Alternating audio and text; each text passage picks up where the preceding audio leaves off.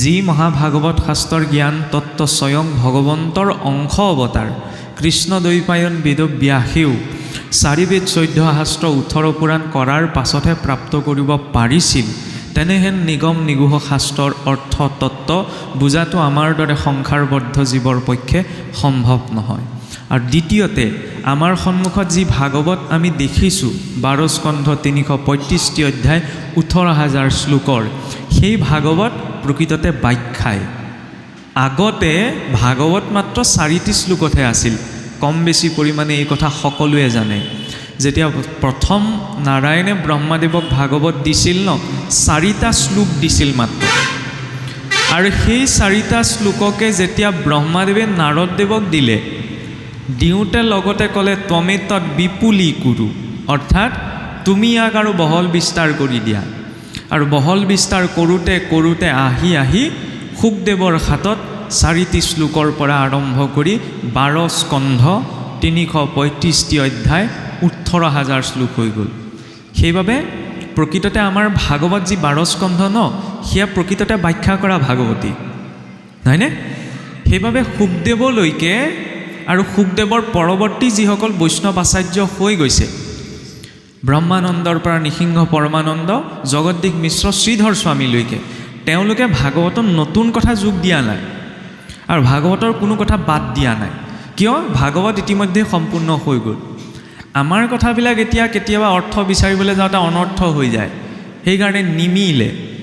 আমাৰ ভাগৱত এভাগ নহয়, সম্পাদনা সাপেক্ষে সকলোৰে পদবিলাক অকণমান বেলেগ বেলেগ, নহয়নে? তাতো সন্তুষ্ট হোৱা নহ'ল। আমি আকৌ পটককৈ সন্তুষ্ট নহওঁ। শ্ৰীধৰ স্বামীৰ পৰা মূল যিখন ভাগৱত ভাষ্য আছিল ন, জগদ্দীশ মিশ্ৰই আনি মহাপুৰুষ শংকৰদেৱ গুৰুজনাক দিছিলহি। আৰু শংকৰদেৱ গুৰুজনাই সেই মূল শ্ৰীমদ ভাগৱত ভাষ্যৰ আধাৰতেই কীৰ্তন, দশম, ভাওনা, বৰগীত ইত্যাদি যিমানবিলাক তেওঁৰ নাট্য কাব্য সৃষ্টি ন, সকলোৰে মূল আধাৰ সেই শ্ৰীধৰ স্বামীৰ পৰা পোৱা ভাগৱত ভাষ্যই, লগতে গীতা শাস্ত্ৰ আৰু নাৰদ পাঞ্চৰাত্ৰ। এতিয়া কথা হ'ল কি, যে যেতিয়া আমি এইটো স্পষ্ট হ'ব লাগিব আকৌ, আমি যে ভাগৱত পঢ়ি আছোঁ, ভাগৱত পঢ়িছোঁ, আমাৰ সৰহসংখ্যক অসমীয়া মানুহে কয় ন, ভাগৱত অসমীয়ালৈ অনুবাদ কোনে কৰিছিলে বাৰু? কোনে কৰিছিলে বাৰু? আজি আলোচনা কৰিবলৈ বহিছোঁ, এইটো নাভাবিব যে মাধুৰ্য নামৰ ল'ৰা এটা আহিছে, তেওঁ 2-3 ঘণ্টা বকিব, তাৰপিছত আমি শুনি থাকিম। শুনি নাথাকিব। মোৰ কথাবিলাক নুশুনিলেও কোনো দুখ নাই, কাৰণ ইয়াত মই যি ক'ম ন, মোৰ ব্যক্তিগত দৃষ্টিভংগীৰেহে ক'ম। যথা দৃষ্টি তথা সৃষ্টি, যত ভাৱ তত ভৱতি। যেনেধৰণৰ ভাৱ থাকে ন, মানুহৰ মনত তেনেকুৱা ধৰণৰ চিন্তা চৰ্চাই মনলৈ আহে। প্ৰমাণ? কৃষ্ণ ঈশ্বৰ বাক্য এটা, কিন্তু সেই একেটা বাক্য শুনিয়ে 3জনৰ মনত 3টা মানসিক স্থিতি উৎপন্ন হয়। কেনেকৈ? প্ৰথম এজনে ভাবিব, হয় দেই কৃষ্ণ ঈশ্বৰ, কৃষ্ণক মই ঈশ্বৰ মানো, হয়নে? আনজন আকৌ সন্দেহত পৰিব, ক'লে বুলি মানি ল'ম নি, কৃষ্ণ ঈশ্বৰ হয় জানো? কিহৰ কৃষ্ণ ঈশ্বৰ, হয়নে? তৃতীয়জন আকৌ দুমোজাত থাকে। কেনেকৈ থাকে?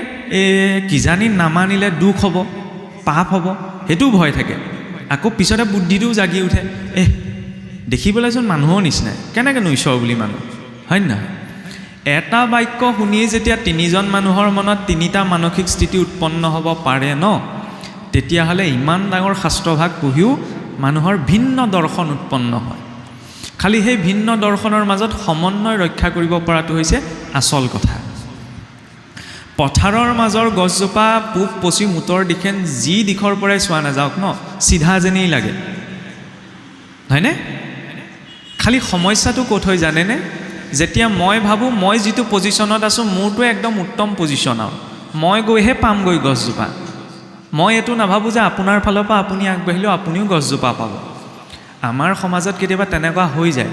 আজি অসমখন তেনেকুৱাতেই আছে। মই ভাবি আছোঁ কি মই যিটো মাৰ্গত আছোঁ, মই যেনেকৈ ভাবিছোঁ ময়েই শুদ্ধ। আপুনি আকৌ ভাবিছে নহয় নহয়, তুমি ভবাটোৱে শুদ্ধ নহয়, আচল আমি থকাটোহে। আকৌ আপোনাকে মোকে দেখি তৃতীয়জনে ভাবে কি এই 2জনেই মূৰ্খ, অদৰকাৰী কথাত লাগি আছে, আমি থকাটোহে শুদ্ধ। আমাৰ ইয়াত ভুল শুদ্ধ বিচাৰৰ কোনো কথা নাই, হয়নে?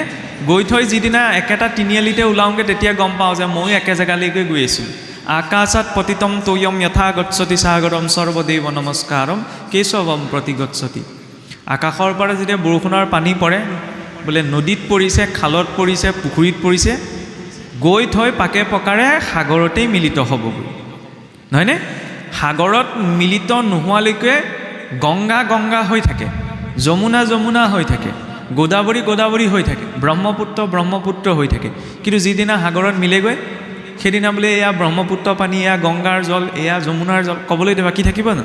সমগ্ৰ অস্তিত্বৰ এটা অংশ হৈ পৰিলে। ধৰ্মও তেনেকুৱা, মাৰ্গবিলাক বেলেগ হ'ব পাৰে, সকলোৰে দৰ্শন বেলেগ হ'ব পাৰে, চিন্তা বেলেগ হ'ব পাৰে। একেগৰাকী মাতৃৰ দুটি যমজ সন্তানৰে চিন্তা একেই হোৱা সম্ভৱ নহয়, নহয়নে? তেতিয়াহ'লে এখন সমাজত আমি এইটো কেতিয়াও আশা কৰিব নোৱাৰোঁ যে সকলোৱে একেদৰে ভাবিব, নহয়নে? কিন্তু সকলোৰে পৰা লৈ যিটো ল'ব লাগে তাক গ্ৰহণ কৰি আৰু যিটো বৰ্জন কৰিব লাগে তাক বৰ্জন কৰি চলিব পৰাটো হৈছে জীৱন। ধৰ্মৰ যাত্ৰা সেইখিনিতে আৰম্ভ হয়, নহয়নে?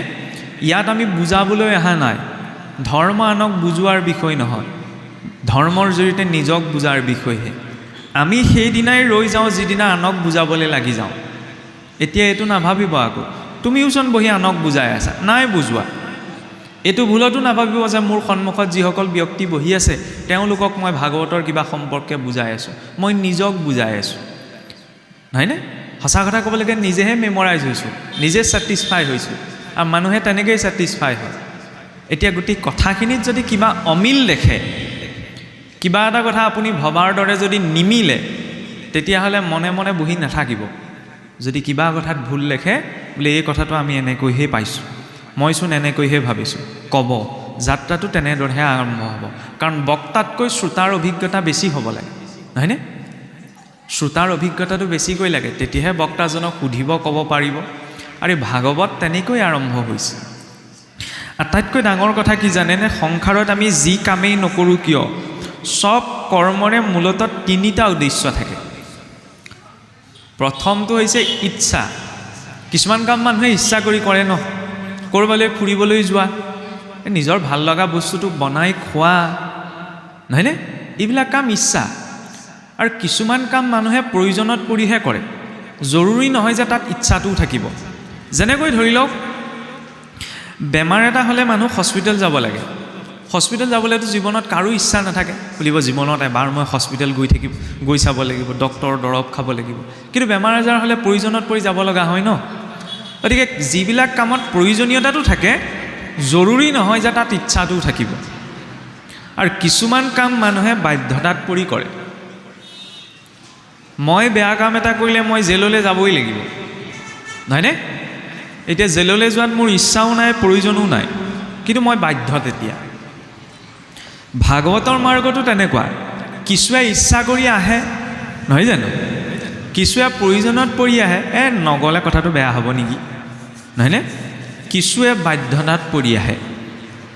আপোনালোক ইচ্ছাত আহিছে, প্ৰয়োজনত আহিছে, বাধ্যতাত আহিছে, সেইটো মোৰ দৰকাৰো নাই, সেইটো মই ক'বলৈও নাযাওঁ। মই মোৰ নিজৰ স্থিতিটো কৈছোঁ, মই বাধ্যতাত আহিছোঁ। মোক যদি নামাতিলেহেঁতেন মই ভুলতো নাহোঁ, তাকো দায়িত্ব এটা দিছে কাৰণে আহিছোঁ। মোক যদি ক'লেহেঁতেন এই আমাৰ ভাগৱত পাতিছোঁ, দেখা এটা দিবহি, আহিলোহেঁতেন জানো? খোলাকৈ কৈছোঁ, মই নাহোঁ, বোলে ভাগৱতৰ ওপৰত দুই এটা কথা ক'ব আৰু সেই বুলি দায়িত্বটো দিলতহে আহিছোঁ। ক'ব কি বছৰা হৈছে জানেনে?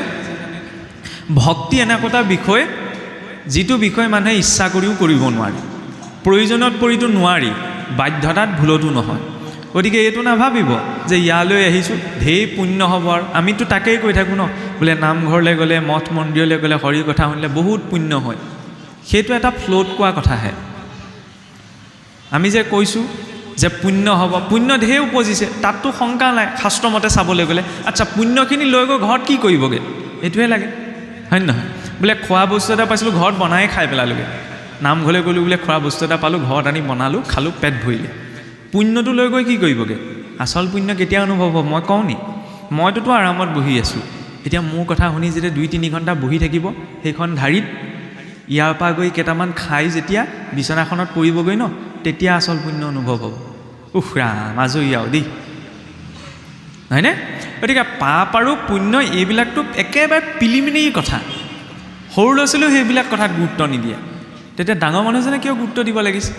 ভাগৱতৰ বিষয় পাপ আৰু পুণ্যও নহয়, ভাগৱতৰ মূল লক্ষ্য হৈছে জীৱনত এটা বহুত উচ্চ উদ্দেশ্য দি দিয়া। যেতিয়া মানুহৰ জীৱনৰ উদ্দেশ্যটো বহুত উচ্চ পৰ্যায়ৰ হয় ন, তেতিয়া তেওঁ নীতি নিয়মৰ কথা ক'ব নালাগে, আপুনি নীতি নিয়মত সোমাই যাব, হয় নহয়? মই যেতিয়া গম পাইছোঁ যে আমাৰ পৰীক্ষাটো দি পাছ কৰিবই লাগিব, তেতিয়াহ'লে মই সুবিধাবিলাক চাই নাথাকোঁ, ইছৰাম আজি বতৰ বেয়া, আজি নপঢ়োঁ। পৰীক্ষাটো পাছ কৰিবলগীয়া যেতিয়া বতৰ বেয়া হ'লেও পঢ়িব লাগিব, নহয় জানো? ঠিক তেনেদৰে আধ্যাত্মিক মাৰ্গটো লক্ষ্যটো যেতিয়ালৈকে স্পষ্ট নহয় ন, তেতিয়াহ'লে নীতি নিয়মে মানুহক কেৱল তৰাব নোৱাৰে। নীতি নিয়ম এইকাৰণেই দিয়া যায় যাতে লক্ষ্যটোত আগবাঢ়িবলৈ সুবিধা হয়। তাৰ বাবে স্পষ্টতাটো লাগে, ক্লিয়াৰিটি বুলি যে বিষয় এটা আছে, সেই ক্লিয়াৰিটিটো লাগে যে কিয় আহিছোঁ, কিয় কৰিছোঁ, নহয়নে? যেতিয়া মানুহে জীৱনত ক্লিয়াৰিটিটো পাই যায়, তেতিয়া তেওঁ আপুনি নীতি নিয়মৰ মাজত সোমাই যায়। হিৰণ্যকশিপু এটা দুৰ্দান্ত দৈত্য আছিল, কোনো নীতি নিয়ম পালন নকৰে। আচ্ছা, ভাওনাখন চাওঁতেতো সকলোৱে দেখিছে ন? ভাওনাখন আমি চাবলৈ যাওঁ, কশিপু কোনে লৈছে, আমুক তামুক ইত্যাদি চব বিষয় চাওঁ, ঠিকেই আছে, সেইবিলাকো চাব লাগে। কিন্তু কিনো বুজাইছে সেই কথাটোত আমাৰ সচৰাচৰ গুৰুত্বতাটো নাথাকে। চাবচোন, শিকো বুলি ক'লেতো বেয়াটোৰ পৰাও কিবা এটা শিকিব লগা আছে। সেইকাৰণে মই কশিপুৰ কথা কৈছোঁ, ভালৰ পৰাতো শিকিব লগা আছে, বেয়াৰ পৰাও শিকিব লগা আছে। আচ্ছা, কশিপুৱে যেতিয়া ব্ৰহ্মাক তপ কৰিবলৈ গৈছিল, আমি পাওঁ নাই, ব্ৰহ্মাক তপস্যা কৰিবলৈ গৈছিল, প্ৰথমতে বোলে পদ্মাসনত বহি সোঁ ভৰিটো বাওঁ উৰুৰ ওপৰত তুলি, বাওঁ ভৰিটো সোঁ উৰুৰ ওপৰত তুলি, তেনেকৈ বোলে 1000 বছৰ ব্ৰহ্মাদেৱক তপস্যা কৰি থাকিলে। ব্ৰহ্মাদেৱ নাহিলে, তাৰপৰা ভাবিলে বোলে এনেকৈ থাকিলে নহ'ব, মই আৰু অলপমান কঠোৰ হ'ব লাগিব। তেতিয়া কি কৰিলে, নিজৰ সোঁ ভৰিৰ বুঢ়া আঙুলিটোৰ ওপৰত থিয় হ'ল, বুঢ়া আঙুলিটোৰ ভৰত, বাওঁ ভৰিটো তুলি হাত দুখন ঊৰ্ধ্ববাহু কৰি, যুগত কোৱা হয় সেইখন বৃক্ষাসন বুলি। তেনেকৈ বোলে 1000 বছৰ ৰৈ থাকিলে। আমি পাওঁ নাই, বোলে উঁয়ে ধৰি গ'লগৈ, নহয়নে? তেতিয়ালৈকে বোলে ব্ৰহ্মাদেৱ অহা নাই। আচ্ছা, কশিপুটো কোনো ধাৰ্মিক ব্যক্তি নাছিল, কোনো নীতি নিয়ম পালন নকৰে, নহয়নে? একো গুৰু গোসাঁই নামানে, ইমান ধৈৰ্য ক'ৰ পৰা আহিল, হয় নহয়? এটা ভৰিৰ ওপৰত ইমান 1000 বছৰ কেনেকৈ ৰৈ থাকিবলৈ পালে? পিছত ব্ৰহ্মাদেৱ বাধ্য হৈ পৰিল। ব্ৰহ্মাদেৱে ভাবিছিল বুলিব এইটো ওচৰলৈ গ'লেতো এইটোৱে মোৰ পৰা ভাললৈ বৰটো নিবিচাৰে, কিন্তু ইমান প্ৰপন্ন হৈ পৰিলে ন, তেতিয়া ব্ৰহ্মাদেৱেও ভাবিলে যে ই তপ কৰিছে, যেতিয়া তপৰ মানটোতো মই ৰাখিব লাগিব, গতিকে মই গুচি যাওঁ। যেতিয়া চাওক, অসুৰেই নহওক কিয়, যেতিয়া সমৰ্পণ, কশিপুৰ ইমানখিনি নীতি নিয়ম ধৈৰ্য ক'ৰ পৰা আহিলে? আমাৰচোন 10 মিনিট বাদ দিয়ক, 2 মিনিট সময় চাওক, চিন্তা কৰিবলৈ লওঁতে গোটেই সংসাৰ নহা চিন্তাকেইটাও মনলৈ আহে। আমিতো নীতি নিয়ম পালন কৰি আছোঁ, ধৰ্মশাস্ত্ৰৰ কথা কৈছোঁ, পঢ়িছোঁ, শুনিছোঁ, আমাৰ ভিতৰত সেইটো ধৈৰ্য নাই কিয়, হয় নহয়? আপুনি ভাবে নি ধৈৰ্যটো মানুহৰ একদম মটিভেশ্যনেল স্পীচ শুনিলে আহে, ভাল ভাল কিতাপ পঢ়িলে মানুহৰ জীৱনলৈ ধৈৰ্য আহে? বিন লাডেনো চিভিল ইঞ্জিনিয়াৰেই আছিলে, নহয়নে? গতিকে শিক্ষিত হ'লেই যে একদম বহুত কিতাপ পঢ়িলেই যে মানুহৰ জীৱনলৈ ধৈৰ্য আহিব, সেইটো জৰুৰী নহয়। ধৈৰ্য ক'ৰ পৰা আহে? লক্ষ্যৰ স্পষ্টতাৰ পৰা। কশিপু সেইখিনি মত স্পষ্ট আছিল, সেইকাৰণে নিজক 100% দি দিলে যে মই ব্ৰহ্মাদেৱৰ পৰা বৰটো যেনে তেনে ল'বই লাগিব, নহ'লে মোৰ গুৰিত উপায় নাই, নহয়নে? সেইবাবে ত্যাগ হৈ গ'ল। জীৱনতো তেনেকুৱা, জীৱনটোত যেতিয়া লক্ষ্যটো ডাঙৰ হয় ন, তেতিয়া ত্যাগ আপুনি গুচি আহিব। কমফৰ্ট জোনটোৰ পৰা তেওঁ আপুনি ওলাব পাৰিব। ভক্তি কমফৰ্ট জোনত থাকি পেলাই নহয়। মই কমফৰ্ট জোনত আহিছোঁ, আৰামছে গাড়ীত আহিছোঁ, ইয়াত নামিছোঁ, বহিছোঁ, কৰিছোঁ, পৰি সেৱা কৰিছোঁ, নহয়নে?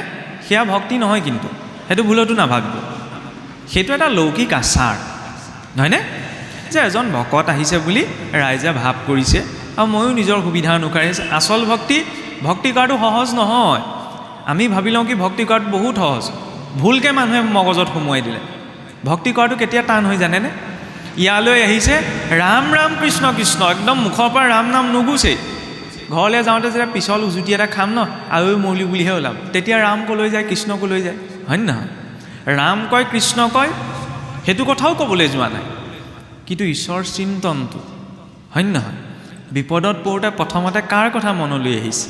ভাগৱতে কি ক'ব বিচাৰিছে? এই চিন্তনটোৰ কথা। বিনা চিন্তনত ভক্তি সম্ভৱ নহয়, হয়নে? আৰু সেই চিন্তনৰ যাত্ৰাটো হৈছে ভাগৱত। চিন্তায়াস্য চিতায়াস্য বিন্দু মাত্ৰ বিশিষ্যতে চিতা দহতি নিৰ্জীৱ চিন্তা দহতি জীৱনম। চিন্তা আৰু চিতাৰ মাজত বিন্দু মাত্ৰ পাৰ্থক্য আছে। কেনেকৈ? চিতাই বোলে নিৰ্জীৱটোক জ্বলায়, নহয় জানো? চিতাখনে নিৰ্জীৱটোক নজ্বলাই জানো? আৰু চিন্তাই সজীৱটোক জ্বলায়। জীয়াই থাকোঁতে চিন্তা কৰি থাকিলে ধৰি লওক ভালকৈ শান্তিয়ে খাব শুবও নোৱাৰি ন।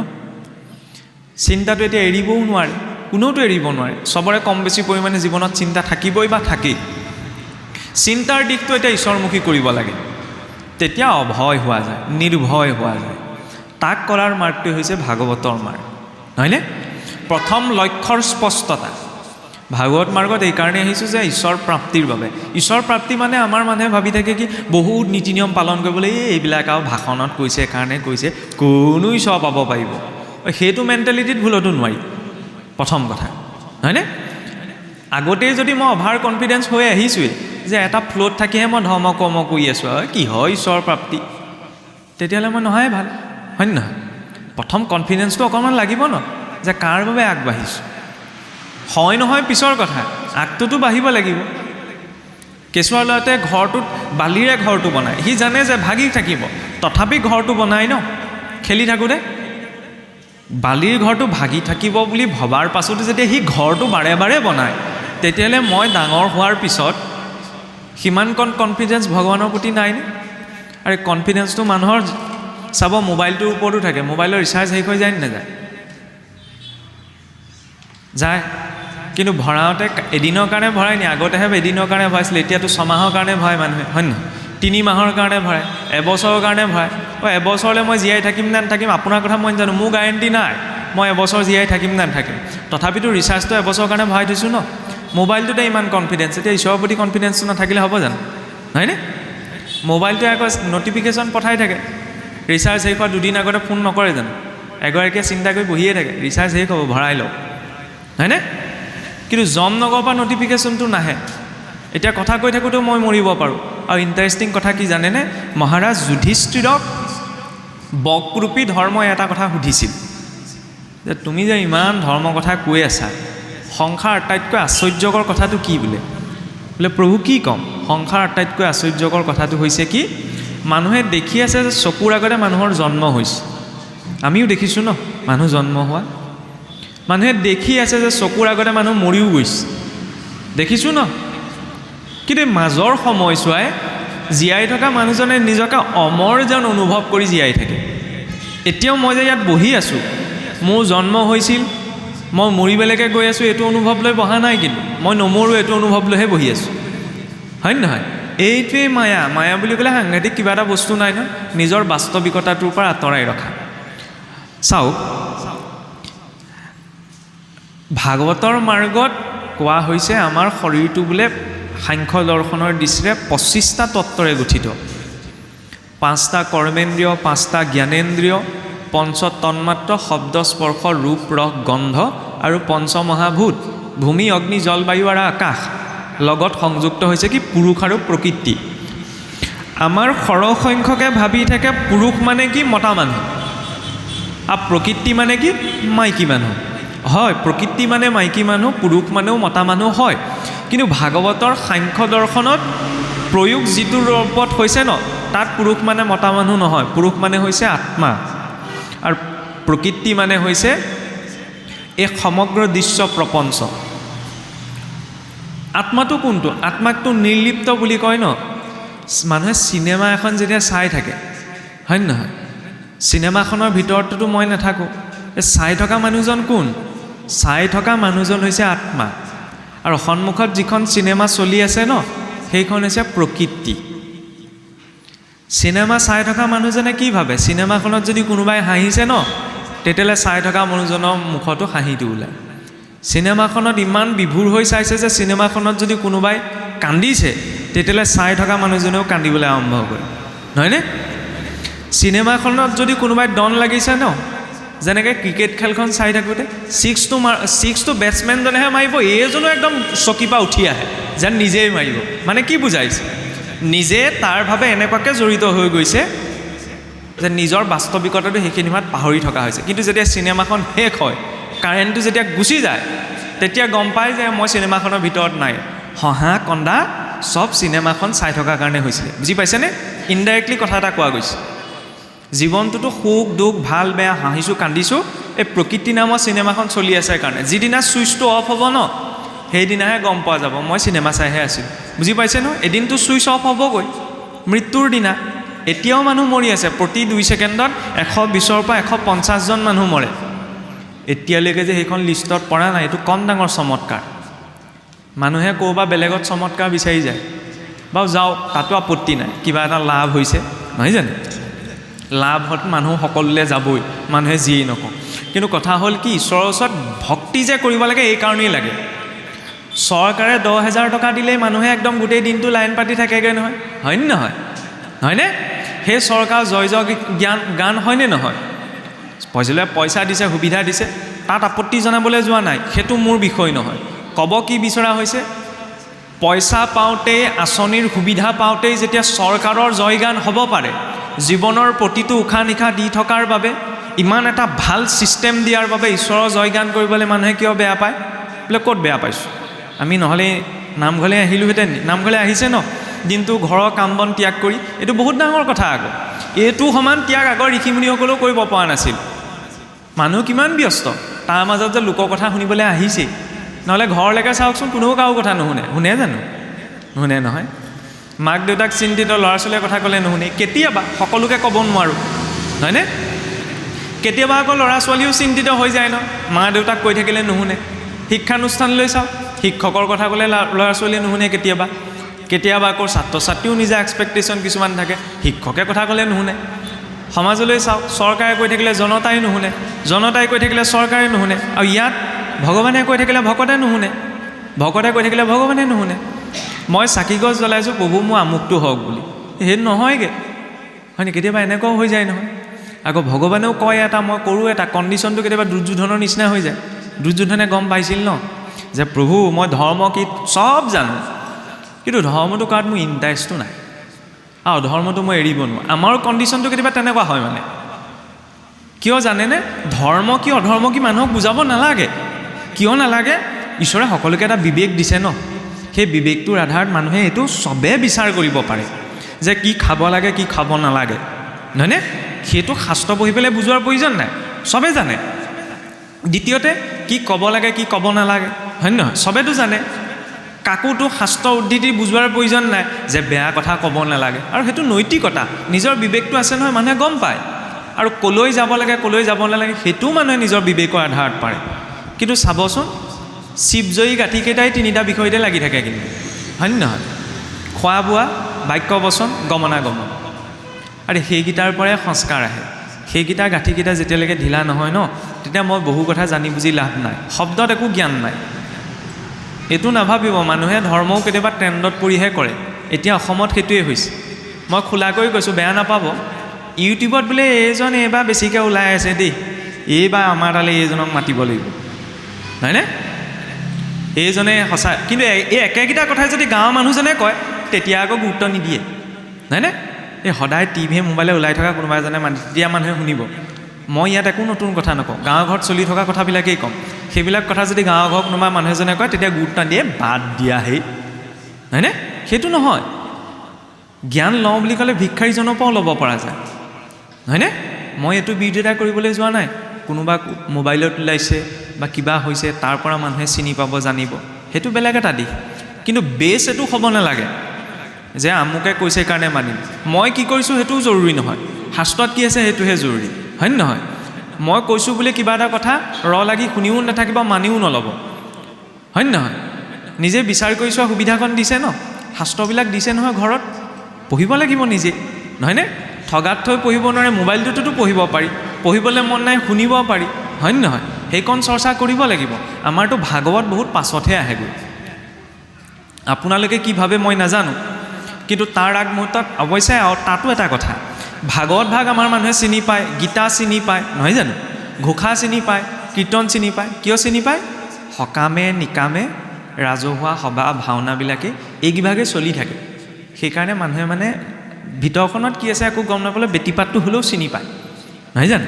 চব মানুহৰ কথা কৈছোঁ, কিন্তু আপুনি সাধাৰণ মানুহ এজনক যদি সোধেগৈ ভক্তি ৰত্নাকৰ দেখিছা, ভক্তি ৰত্নাৱলী দেখিছা, তেতিয়া কি বুলি ক'ব? আমাৰ ভাগৱতত নামঘৰটো কেতিয়াবা ভাগৱত পাতোতে এই বেদী যে পাতে, বুজি পাইছে নহয়? তেতিয়া মানে গাঁৱত বেদী পতাৰ আগমুহূৰ্তত ভকতসকলে ক'ব লাগে, এই আমুকৰ ঘৰত ৰত্নাৱলীখন আছে, লৈ আনগৈ যা, আমুকৰ ঘৰত ৰত্নাকৰখন আছে, লৈ আনগৈ যা, মানে সেইবোৰ শাস্ত্ৰ আমাৰ সকামে নিকামে নচলে যে মানুহে নপঢ়েও সেইকাৰণে সাধাৰণ মানুহে কিন্তু যাত্ৰাটো আৰম্ভণি সেইখিনিৰ পৰা সেইখিনি প্ৰিলিমিনেৰী কথা নহয়নে তাৰ পৰা এটা সম্যক ধাৰণা আহে তাৰ পাছত গীতা আমাৰ মানুহে খুব দান কৰে 50 টকাতে পাই যায় নহয় কিন্তু লুটিয়াই নাচায় তাৰ ভিতৰত কি আছে হাৰ্ভাৰ্ড কেম্ব্ৰিজত পঢ়োৱা হৈছে সাইকোলজিৰ কোৰ্ছ হিচাপত 1919ৰ দশকত যেতিয়া আমেৰিকাত প্ৰথম পৰমাণু বোম পৰীক্ষণ কৰিছিল ন তাৰ যিজন প্ৰধান বিজ্ঞানী আছিল জুলিয়াছ ৰবাৰ্ট অপেনহাইমাৰ খ্ৰীষ্টান মানুহ পৰমাণু বোমটো ফুটুতে তেওঁৰ মুখলৈ ওলাইছে কি গীতাৰ বিশ্বৰূপ দৰ্শনৰ শ্লোক 7 সাগৰ 13 নদী পাৰত 19ৰ দশকতে যদি এজন খ্ৰীষ্টান বিজ্ঞানীৰ মুখৰ পৰা গীতাৰ শ্লোকটো ওলাব পাৰে আমাৰ তেতিয়াহ'লে সহজে ঘোষা কীৰ্তনৰ পদ এটা নোলাব কিয় হয়নে নহয় মই এইটো ক'বলৈ যোৱা নাই যে সবে একদম গীতা ভাগৱত একদম পাৰ্গত হ'ব লাগিব কিন্তু সম্যক ধাৰণা এটা হয় নহয় ভাগৱতত ক'ত কেনেকৈ আছে আমি সেইটো ইমান সবে জানিব নোৱাৰে কাৰণ সবৰে কৰ্ম ব্যৱস্থাবিলাক বেলেগ বেলেগ হয়নে নহয় মই সেইটো ক'বলৈ যোৱা নাই কিন্তু এইটো অন্ততঃ কি আছে কিনো আছে ভাগৱতত হয় নহয় বোলে প্ৰথম স্কন্ধ বুলি কৈ দিলে এইখিনি কথা আছে ঘোষাত কি আছে হৰণ চন্দ ঘোষা চন্দ নাম চন্দ বুলি ক'লেও যাতে মানুহজনে বুজিব পাৰে কিনো আছে যাতে বাহিৰৰ কোনোবাই আহে আমাক ভুল কথা ক'ব নোৱাৰে বুজি পাইছে নহয় ভুলকৈ বুজাব নোৱাৰে আৰু কেতিয়াবা আমিও নিজে পালন কৰি থকা নীতি নিয়মখিনিক লৈ যাতে শংকাত থাকিব নালাগে যে কৰিব লাগে কাৰণে সমাজৰ নিয়ম আৰু সেইকাৰণে কৈছোঁ নহয় লজিকটো আছে নাই নহয়নে যুক্তি লাগিব তৰ্ক লাগিব শাস্ত্ৰ প্ৰমাণ সেই তিনিটা বস্তু পিছত কৰিম হয় নহয় প্ৰশ্ন নকৰিবলৈ কোৱা নাই প্ৰশ্ন কৰিব লাগিব তেতিয়াহে উত্তৰ পোৱা যাব বিনা প্ৰশ্নত কেনেকৈ আগবাঢ়িম গতিকে এইকাৰণে কোৱা গৈছে আগতেতো এতিয়া ইমান ডাঙৰ ভাগৱত ন আমি ধুনীয়াকৈ পেক কৰি থৈ দিওঁ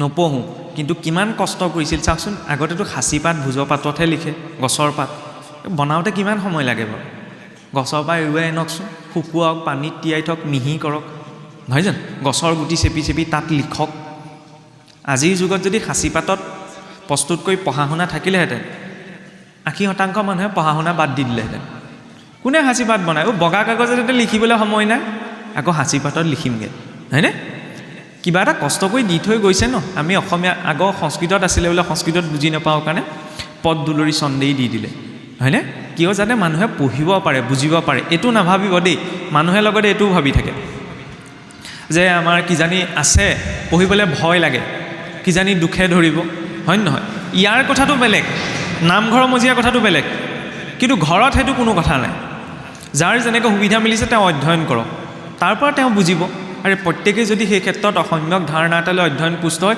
তেতিয়া লোকৰ কথা শুনিবৰ প্ৰয়োজনেই নাথাকে মই লোকৰ কথা বুলি কৈছোঁ আৰু হয়নে নহ'লে কেতিয়াবা অৰ্থৰ বিচাৰ কৰিবলৈ যাওঁতে অনৰ্থ হৈ যায় সেইবাবে ইজনৰ কথা সিজনৰ লগত নিমিলে কাৰণ চবেই নিজৰ ব্যক্তিগত দৃষ্টিভংগীৰে কথাবিলাক কয় ন তাৰ মাজত গ্ৰহণ কৰাৰ ভাৱটো লাগে স্কুল কলেজবিলাক চবৰে একেই নহয় সেইটো সত্য শিক্ষাটোতো একেই গতিকে উদ্দেশ্যটো যেতিয়া ডাঙৰ হয় স্বাভাৱিকতে তাত সমন্বয় গুচি আহে এতিয়া চাওক পোনপ্ৰথম ভাগৱত যেতিয়া ব্ৰহ্মাদেৱক নাৰায়ণে দিছিল ভাগৱতৰ দৰ্শন অনুসৰি ব্ৰহ্মাদেৱ হৈছে সৃষ্টিৰ প্ৰথম জীৱ হৈছে ব্ৰহ্মাদেৱ সেইবাবে মহাপুৰুষ মাধৱদেৱে ঘোষাত লিখিছে নহয় ব্ৰহ্মা আদি কৰি জীৱ যত আদি মানে কি প্ৰথম ব্ৰহ্মাকে প্ৰমুখ্য কৰি সৃষ্টিৰ জীৱসকল এতিয়া নাৰায়ণে বোলে যেতিয়া প্ৰথম ব্ৰহ্মাক সৃষ্টি কৰিছিলে সৃষ্টি কৰাৰ পিছত ঈশ্বৰে ক'লে বোলে তুমি সৃষ্টি আৰম্ভ কৰা তুমি বাকীখিনি কাম চলাই নিয়া এই সংসাৰখন নিৰ্মাণ কৰা এতিয়া যেতিয়া নাৰায়ণৰ পৰা আজ্ঞা পালে আজ্ঞা পোৱাৰ লগে লগে ব্ৰহ্মাদেৱে সৃষ্টি নিৰ্মাণ কৰিলে নিৰ্মাণ কৰিবলৈ যাওঁতে প্ৰথম কি বনালে জানেনে 5 প্ৰকাৰৰ অবিদ্যা তম মোহ মহামোহ তামিশ্ৰ আৰু অন্ধতামিশ্ৰ 5 প্ৰকাৰৰ অবিদ্যা কি সেইটো পিছ কথা কিন্তু অবিদ্যা বুলি কওঁতে সাধাৰণ মানুহজনেও বুজিব পাৰে যে কিবা বেয়া বস্তু এটা সৃষ্টি হৈছে হয় নহয় সেইখিনিতে কুৱেশ্যন মাৰ্ক এটা আহে যে ঈশ্বৰে যেতিয়া ব্ৰহ্মাদেৱক আজ্ঞা দিলে তুমি সৃষ্টিখন বনোৱা কিবা ভাল কিবা এটা প্ৰকট কৰিব লাগিছিলে হয় নহয় অবিদ্যা কিয় সৃষ্টি কৰিলে সেইটো মানুহৰ জীৱনৰ প্ৰতি প্ৰথম এটা বহুত ডাঙৰ মেছেজ কেনেকৈ আমাৰ জীৱনতো আমি জ্ঞান গোটাই ল'ব পাৰোঁ ব্ৰহ্মাদেৱৰতো জ্ঞান আছিল মানুহৰতো এটা মগজুৰ জ্ঞান ন ব্ৰহ্মাদেৱটো চতুৰ্মুখী 4টা শিৰ আছে আগতেতো পঞ্চশিৰেই আছিলে জ্ঞান গোটালে আৰু পদ আছিল 14খন ভুৱনৰ ওপৰত তেওঁ স্থান এটা বহুত উচ্চ পৰ্যায়ৰ পদবী আছিল ন জ্ঞান আছিল, পদ আছিল, সামৰ্থ্য আছিল, হয়নে? শক্তিও আছিল, বোলে শক্তি নাছিল তেতিয়াও বেলেগ কথা, শক্তিও আছিল। তেতিয়াহ'লে অবিদ্যা কিয় প্ৰকট কৰিলে? সেইটোতো ডাঙৰ কথা। আমাৰ চাবচোন এই বিশেষকৈ নামঘৰৰ ভকতীয়া সমাজত যিকোনো কাম কৰিবলৈ যাওঁতে ভকতসকলে আশীৰ্বাদ দিওঁতে কেতিয়াবা এটা বাক্য কয়, চাবচোন, যে আজ্ঞা পৰ ভক্তি, আজ্ঞা নহ'লে কাৰ শক্তি, হয় নহয়? যিকোনো কাম কৰি লওঁতে বোলে সমাজৰ আজ্ঞাটো লৈ লোৱা যায়, হয়নে? কিন্তু আজ্ঞাৰো এটা লিমিটেশ্যন আছে। ব্ৰহ্মাদেৱকতো নাৰায়ণে আজ্ঞা দি দিলে, তুমি সৃষ্টিখন বনোৱা। আজ্ঞা লোৱাৰ পাছতো যদি মাৰ্গদৰ্শনটো নাথাকে জীৱনত, তেতিয়াহ'লে অবিদ্যাহে সৃষ্টি হয়। ব্ৰহ্মাদেৱৰ পদ, মৰ্যাদা, শক্তি, সামৰ্থ্য চব আছে, আজ্ঞাও ল'লে, কিন্তু মাৰ্গদৰ্শনটো নল'লে, কেনেকৈ আগবাঢ়িলে, নহয়নে? মানুহৰ জীৱনতো তেনেকুৱা, মানুহে জ্ঞান, পদ, মৰ্যাদা এই সকলো নিজৰ বলত অৰ্জন কৰি ল'ব পাৰে, কিন্তু গাইডলাইন এটা লাগে, হয়নে? পঢ়ুৱাটো এটা গাইডলাইনতহে যায়, ইটোৰ পিছত সিটো যায়, হয় নহয়? তেতিয়া মানুহৰ জীৱনটোত আগবাঢ়িবলৈ গাইডলাইন এটা লাগে। গীতা ভাগৱতক জীৱনৰ মেনুৱেলৰ নিচিনা আমি ক'ব পাৰোঁ। ফ্ৰিজটোৰ লগতো মেনুৱেল এখন আহে, মোবাইলটোৰ লগতো মেনুৱেল এখন আহে, হয় নহয়? জনা মানুহজনে কি কৰিব? বোলে কেনেবাকৈ যদি টিভিটো নতুনকৈ কিনি আনিছে, বোলে কোনটো ক'ত কি চুইচ টিপিব লাগে, তেতিয়া মেনুৱেলখন চাই ল'ব ন, কোনটো টিপিলে কি হ'ব। মোবাইলটোৰ লগতো আহে। জীৱনটোতো কেতিয়াবা কেনেকুৱা হয় নহয়, জীৱন নামৰ গাড়ীখন ৰৈ যায়, ক'ৰবাত খুন্দা মাৰি দিয়ে, কি কৰিম কি নকৰিম লাগে।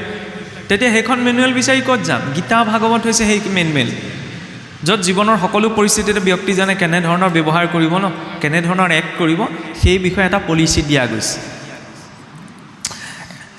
মাতৃহে জানয় কাৰ বীৰ্যে পুত্ৰ, মাতৃহে পৰিচয় কৰাই দিয়ে পিতৃ, হয় নহয়? সন্তানটো যেতিয়া জনা বুজা হয়, তেতিয়া মাকে কয়, বোলে মা বুলি মাতা, দেউতা বুলি মাতা। মাতৃয়ে নিজৰ পিতৃ মাতৃ, সুহৃদ, বন্ধু বৰ্গ, ককাই ভাই, ককা আইতা এই সকলোৰে পৰিচয় কৰাই দিয়ে। শাস্ত্ৰকো মাতৃস্বৰূপ বুলি কোৱা গৈছে। শাস্ত্ৰস্বৰূপ জননীয়েও বাপেকৰো বাপেক কোন দেখুৱাই দিয়ে, হয় নহয়? এতিয়া বাপেকৰো বাপেকক চাবলৈ গ'লে কিছুৱে এইটো শংকাটো থাকে, আচ্ছা এটা কথা কওকচোন, মাজতে ভগৱানক মানিব লাগে নে জানিব লাগে বাৰু? কি ভাবে আপোনালোকে? আপোনালোকৰ নিজৰ দৃষ্টিটো কওক। ভগৱানক আমি মানো নে জানো বাৰু? জানিব লাগে, হয় জানো? আপোনালোকে কি কয়? ভগৱানক মানো নে জানো বাৰু? যিটো ভাবি পাইছে, ইয়াত কোনো ধৰি লওক এইটো নাভাবিব দে খোলাকৈ কৈছোঁ, মই ইয়াত প্ৰশ্ন কৰিছোঁ আপোনালোকে উত্তৰ দিব লাগিব, এইটো নহয়, আলোচনা কৰিবলৈ আহিছোঁ ন, তেতিয়া মানে ভাল লাগিব। নহ'লে মই কৈ যাম, আপোনালোকে শুনি থাকিব। যদি বেলেগ কিবা এটাই বুজিছে মই কেনেকৈ গম পাম? পিছত যোৱাৰ পিছত যদি আলোচনা হয়, কিনো গালে একোৱেই বুজি নাপালোঁ, হয় নহয়? আমাৰ লগত নিমিলে দেই কথাবিলাক। এইটো যদি হয় তেতিয়াহ'লে আৰু গ্ৰাফডাল উঠি একে স্তৰলৈ গুচি আহিব। সেইকাৰণে অকণমান চেষ্টা কৰা হৈছে আলোচনা এটা কৰা, আপোনালোকেও যাতে সুবিধা পায়। মোৰ মনোভাৱটো কি? মানুহৰ মনোভাৱটো জানিব লাগে ন। আচ্ছা, কি বুলি ভাবে? ভগৱানক জানিব লাগে নে মানিব লাগে? আচ্ছা, তোমালোকে কওঁ, ভগৱানক মানা নে জানা? মানিব লাগে নে জানিব লাগে বাৰু? কি কৈছা? জানিব লাগে, জানিবও লাগে, মানিবও লাগে, হয় নহয়? আপোনালোকে কি ক'ব বাৰু? সেইটোৱে। বাৰু, প্ৰথম কথা হ'ল কি, সৰু উদাহৰণ এটা দিছোঁ দেই, উত্তৰটো তেতিয়া নিজেই পোৱা যাব। এই কথাটো কিয় টানি অনা হ'ল? আমি ইমানখিনি ভগৱানৰ কাৰণে কৈছোঁ ন, মোকতো মাতিলে কাৰণে আহিছোঁ, আপোনালোকেতো কৈছে অনুষ্ঠানভাগ পাতিবলৈ যাওঁতে ক'লৈ কি গৈ কি গোটাব লগা হৈছে মইতোতো দেখা নাই, হয় নহয়? ঘৰে ঘৰে যাব লগা হৈছে, এনেইতো হৈ যোৱা নাই। আৰে মানুহে দিনটোৰ কৰ্ম ত্যাগ কৰি পেলাই অনুষ্ঠানভাগ কৰিছে, কাৰ কাৰণে? বোলে ভগৱানৰ কাৰণে। তেতিয়া আচ্ছা, ভগৱানক জানোনে আমি মানো? সেইটোতো স্পষ্ট হ'ব লাগিব। ক্লিয়াৰিটিটো নাথাকিলে কৰাৰটো অৰ্থ নোলাব ন। কেঁচুৱা ল'ৰা এটা যেতিয়া জন্ম হয় যেতিয়া তাৰ প্ৰথম মাত ফুটোতে মাকে বা দেউতাকে শিকায় ন, বোলে মা বুলি কোৱা, দেউতা বুলি কোৱা, হয় নহয়? তেতিয়া সি মা কি বস্তু চিনি পায় নে নাপায়? যেতিয়া সি প্ৰথম মা বুলি কয়, মা কি বস্তু চিনি পায় নে নাপায়? নাপায় ন। পিছত অকণমান বুদ্ধিটো যেতিয়া জনা শুনা হ'বগৈ, তেতিয়াহে গম পাব মা কি, দেউতা কি, হয়নে নহয়? প্ৰথমতে তেতিয়াহ'লে মা দেউতা এইবিলাক শব্দ সি কি কয়? জানি পেলাই কয় নি? মানি কয়। মা বুলি মানিব লাগে, মই মানিছোঁ, হয় নহয়? আমি কওঁনে বোলে আমুকে বোলে মাক দেউতাকক মানে দেই, আমুকে বোলে মাক দেউতাকক নামানে? কেতিয়াবা কওঁনে আমি? মানিলেহে জানিব, হয় নহয়? কিন্তু মই মা দেউতাক জানো, মই জনা বুজা হ'লোঁ, শিক্ষিত হ'লোঁ, মা দেউতা কি, ককা আইতা কি, ককাই ভাই কি, মই চব জানো। এইবিলাক ৰিলেশ্যনৰ চব ডেছক্ৰিপশ্যন মোৰ মনত একদম লজিকেলি চব ফিট হৈ আছে। কিন্তু মই যদি নামানো, হয় নহয়? তেতিয়াহ'লে প্ৰথম কি মানিব লাগিব। আৰু ভগৱন্তকতো কোনেও জানিব নোৱাৰে। বোলে ভগৱান কৃষ্ণ বুলিতো জানিছোঁ, নহয়, কৃষ্ণ বুলি মানিছোঁহে, কিন্তু কৃষ্ণক জনা নাই, জানিছোঁ জানো? আৰে ভগৱানক যে জানিব নোৱাৰি সেই কথাটো ক্লিয়াৰেঞ্চ কোনো মহাপুৰুষেও দিয়া নাই, ভগৱানে নিজেই কৈছে। বোলে মনুষ্যানাম সহস্ৰেষু কশ্চিৎ য়ততি সিদ্ধয়েৎ য়ততামপি সিদ্ধাত্মন কশ্চিৎ মনাং বেতি তত্ত্বতঃ। হাজাৰজন মনুষ্যৰ ভিতৰত এজন মাত্ৰ ধাৰ্মিক, তেনেকুৱা 100জন ধাৰ্মিকৰ ভিতৰত এজন মাত্ৰ আধ্যাত্মিক। তেনেজনে আংশিক ৰূপত জানো নাজানো অৱস্থাত তেওঁক জানিবলৈ সুবিধা পায়, সম্পূৰ্ণ ৰূপতো জানিব নোৱাৰে, আংশিক ৰূপত, হয় নহয়? আৰে আমি নিজৰ বুদ্ধিয়ে নিজকেই চিনিব নোৱাৰোঁ, তেতিয়া ভগৱানক কেনেকৈ চিনি পাম, হয় নহয়? ভগৱানক মানিব লাগিব। ভক্তি মাৰ্গ আৰু জ্ঞান মাৰ্গৰ মাজত পাৰ্থক্য এইখিনিতেই। জ্ঞান মাৰ্গত কি কোৱা হয়, তাত লজিকটো প্ৰথম, যে প্ৰথমতে মই জানিম, জনা পাছতহে মই মানিম, হয় নহয়? নজনাকৈ মই কিয় মানিম? এইটো জ্ঞান মাৰ্গৰ দৰ্শন। কিন্তু কথা হ'ল কি, ভক্তি মাৰ্গত বিচাৰ কৰা হ'ল যে চব কথা আমি বুদ্ধিৰে বিচাৰ কৰিব নোৱাৰোঁ। আজিলৈকে নিজৰ পিতৃ মাতৃকে চকুৰে দেখা নাই যে সেয়া পিতৃ মাতৃ, দেখিছে জানো কোনোবাই? নাই দেখা ন? তাত আমি DNA চাৰ্টিফিকেট বিচৰাকৈ নাই নহয়, প্ৰয়োজনো নাই। জন্ম হোৱাৰ ভিতৰত আমাৰ সেইটো বুদ্ধিটো বিকাশ হৈ অহা নাই, পিছত পৰিচয় দিয়া গ'ল ন, হয়নে নহয়? গতিকে পিতৃ মাতৃকো কি মানিহে আছোঁ, সেইবাবে মানিব লাগে, নহয়নে? তেওঁতোতো মাক দেউতাকৰো মাক দেউতাক, তমেইব মাতাছ পিতা তমেইব, এনেই কোৱা নাই নহয়, হয়নে? ভক্তি মাৰ্গত কি কোৱা যায়, মই প্ৰথমতে মানিম, মানিলে আপোনা আপুনি জানিম, হয় নহয়? মাক দেউতাকক যেতিয়া মানিব, তেতিয়াহ'লে মাক দেউতাক কি তেওঁ আপোনা আপুনি জানিব। কিন্তু মই জনাৰ পাছত যদি নামানো, তেতিয়াহ'লে নহ'ব নহয়, হয়নে নহয়? সেইকাৰণে ভগৱানক মানিব লাগে। তাৰ বিপৰীতে ধৰ্ম আমাৰ ওলোটা, চব লাগি যায় ভগৱানক জনাৰ, যিটো সম্ভৱ নহয়। আৰু ধৰ্মক লাগি থাকে মানুহে মনাক। আমি বোলে হিন্দু ধৰ্ম মানুহ, হিন্দুৰ মাজতো আকৌ ঢেৰ ভাগ আছে, শাক্ত শৈৱ বৈষ্ণৱৰ মাজতো ভাগ আছে, হয়নে? আমাৰ অসমততো এভেইলেবল, হয়নে? কোনোবাই মন গ'লেও খুলি দিব পাৰে। ময়ো ভাবি আছোঁ এটা নতুনকৈ কিবা এটা উলিয়াম বুলি, আগৰবিলাক বহুত চলি গ'ল। মোৰ লগত খালি আপোনালোক থাকিব দেই, এতিয়াই কৈ থৈছোঁ দেই, কাৰণ খুলিবলৈ বৰ ভাল ধৰ্ম এটা নতুনকৈ, অকণমান 10জনমান মানুহ লাগে আৰু লগত নতুনকৈ কিবা এটা উলিয়াই দিলে আৰু নিজকে অৱতাৰ বুলিও ডিক্লেয়াৰ কৰি দিব পাৰি, বৰ বঢ়িয়া। নিজকে DC বুলি ডিক্লেয়াৰ কৰিবলৈ টাইম লাগে, কিন্তু অৱতাৰ বুলি ডিক্লেয়াৰ কৰিবলৈ বেছি সময় নালাগে। আমাৰ মানুহ সেইটো ফ্ল'তে থাকে, শুনিবলৈ বেয়া লাগিব পাৰে।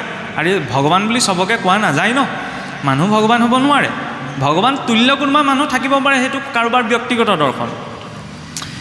যেতিয়া নাগপাশত ৰাৱণৰ পুত্ৰ মেঘদূতে যে লক্ষ্মণৰ ওপৰত যে নাগপাশ মাৰিছিল, তেতিয়া লক্ষ্মণটো একদম অচেতন হৈ পৰি গৈছিল, হয়নে নহয়?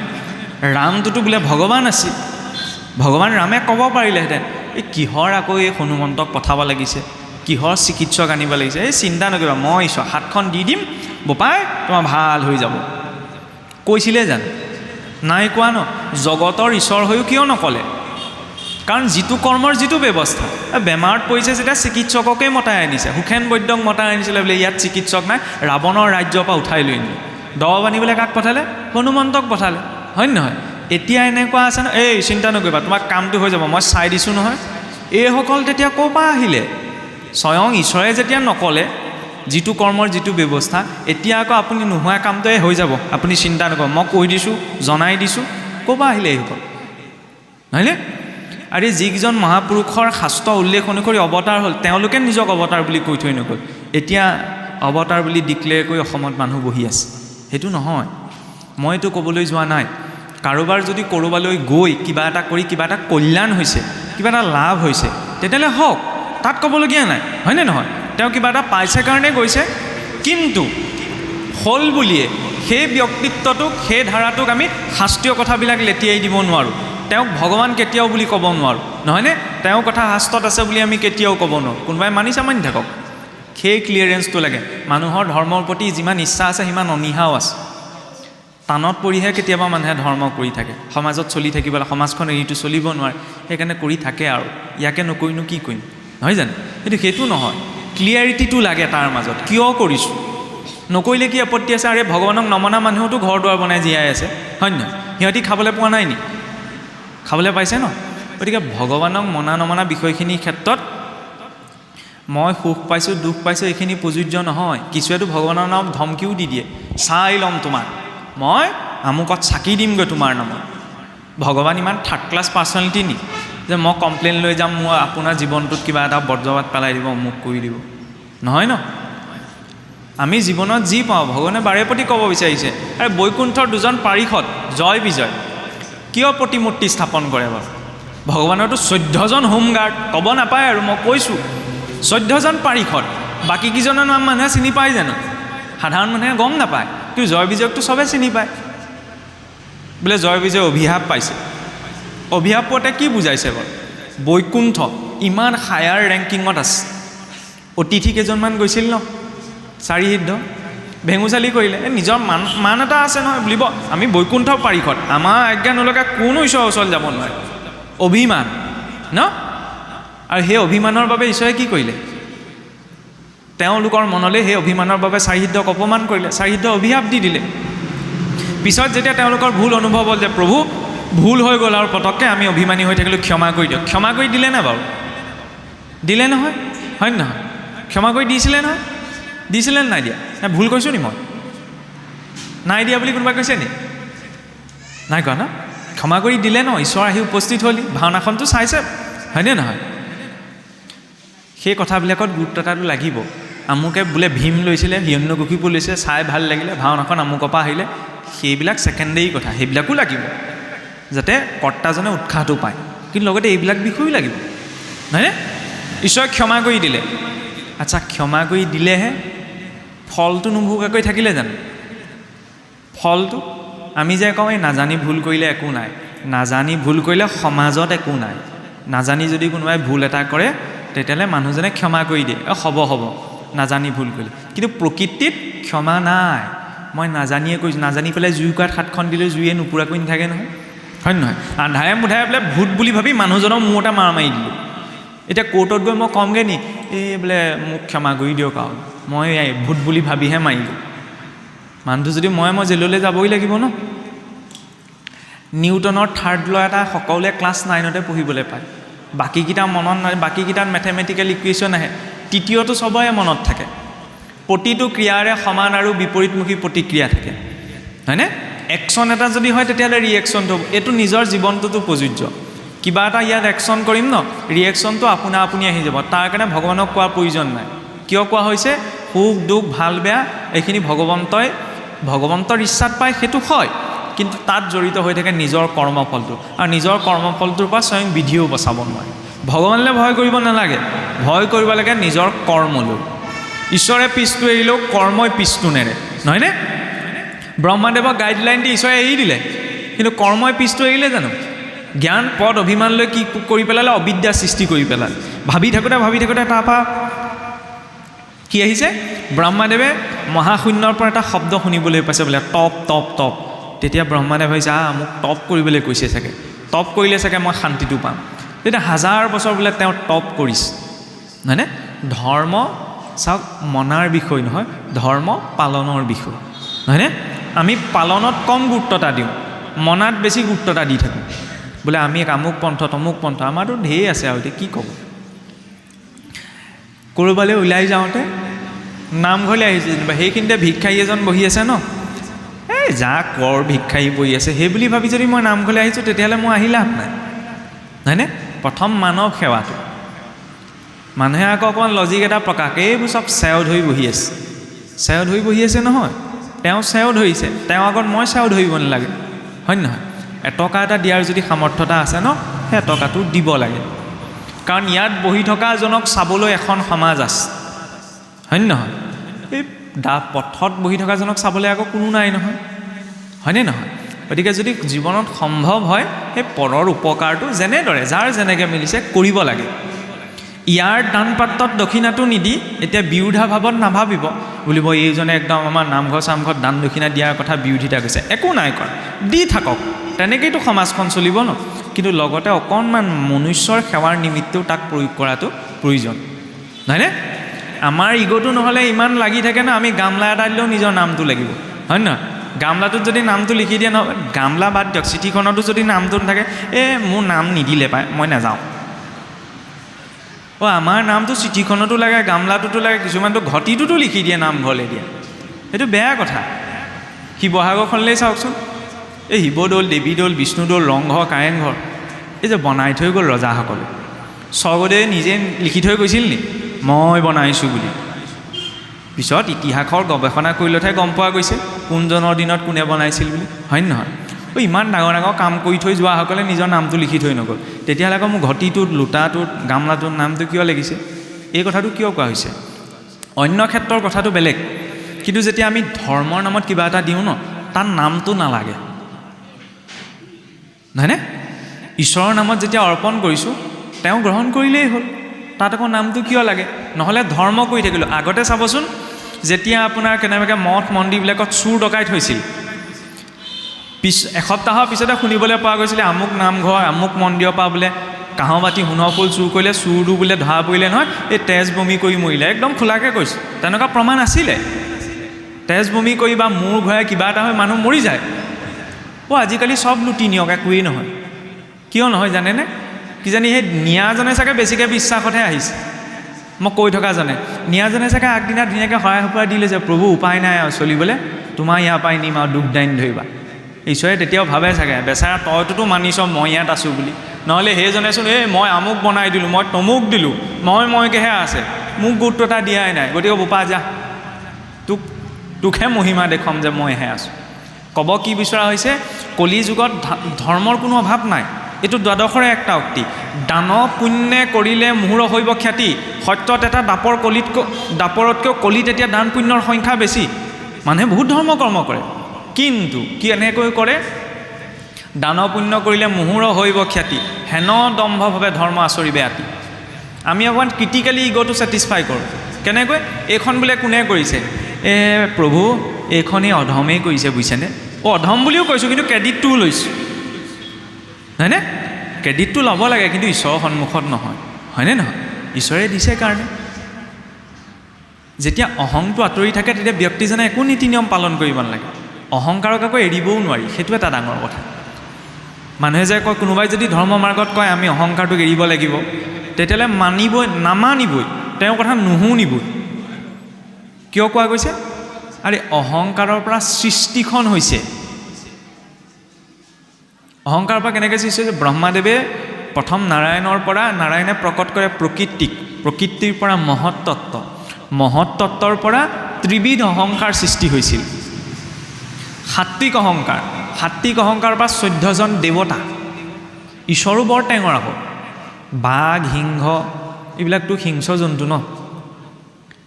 ঈশ্বৰে সিহঁতৰ শৰীৰত বেছিকৈ সাক্ষী ৰাখিব লাগিছিল, কিন্তু ঈশ্বৰে জানে সেই হিংস্ৰ জন্তুকেইটা ইমান মিছা কথা নকয় যিমান এই দুঠেঙীয়াটোৱে কয়।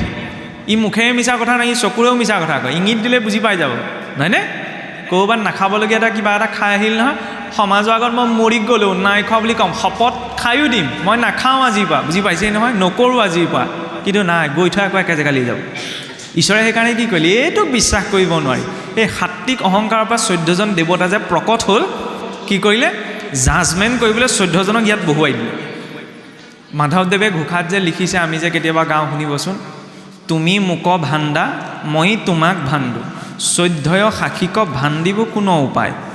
যে মই আপোনাক ঠগিব পাৰোঁ, আপুনিও মোক ঠগিব পাৰে, ঠগিবলৈ বৰ ভাল নহয়, আমিতো ভগৱানকো ঠগিবলৈ যাওঁ, হয় নহয়? নিজলৈ একদম বঢ়িয়া কাপোৰখন, ভগৱানলৈ নো খাই থকাখন, নহয়নে?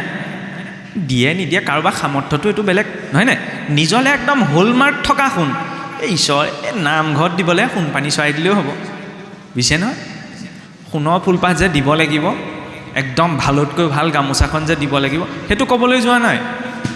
কিন্তু ঈশ্বৰৰ নিমিত্তে যেতিয়া আমি কিবা এটা দিওঁ ন, সেইটো ভক্তজনৰ ভাৱ হ'ব লাগে যে শুদ্ধতকৈও শুদ্ধ ৰূপত দিম, নহয়নে? লাগিলে মই নিজেই বেয়াটোৱে ল'ম, কিন্তু ঈশ্বৰৰ নামত নিদিওঁ, নহয়নে?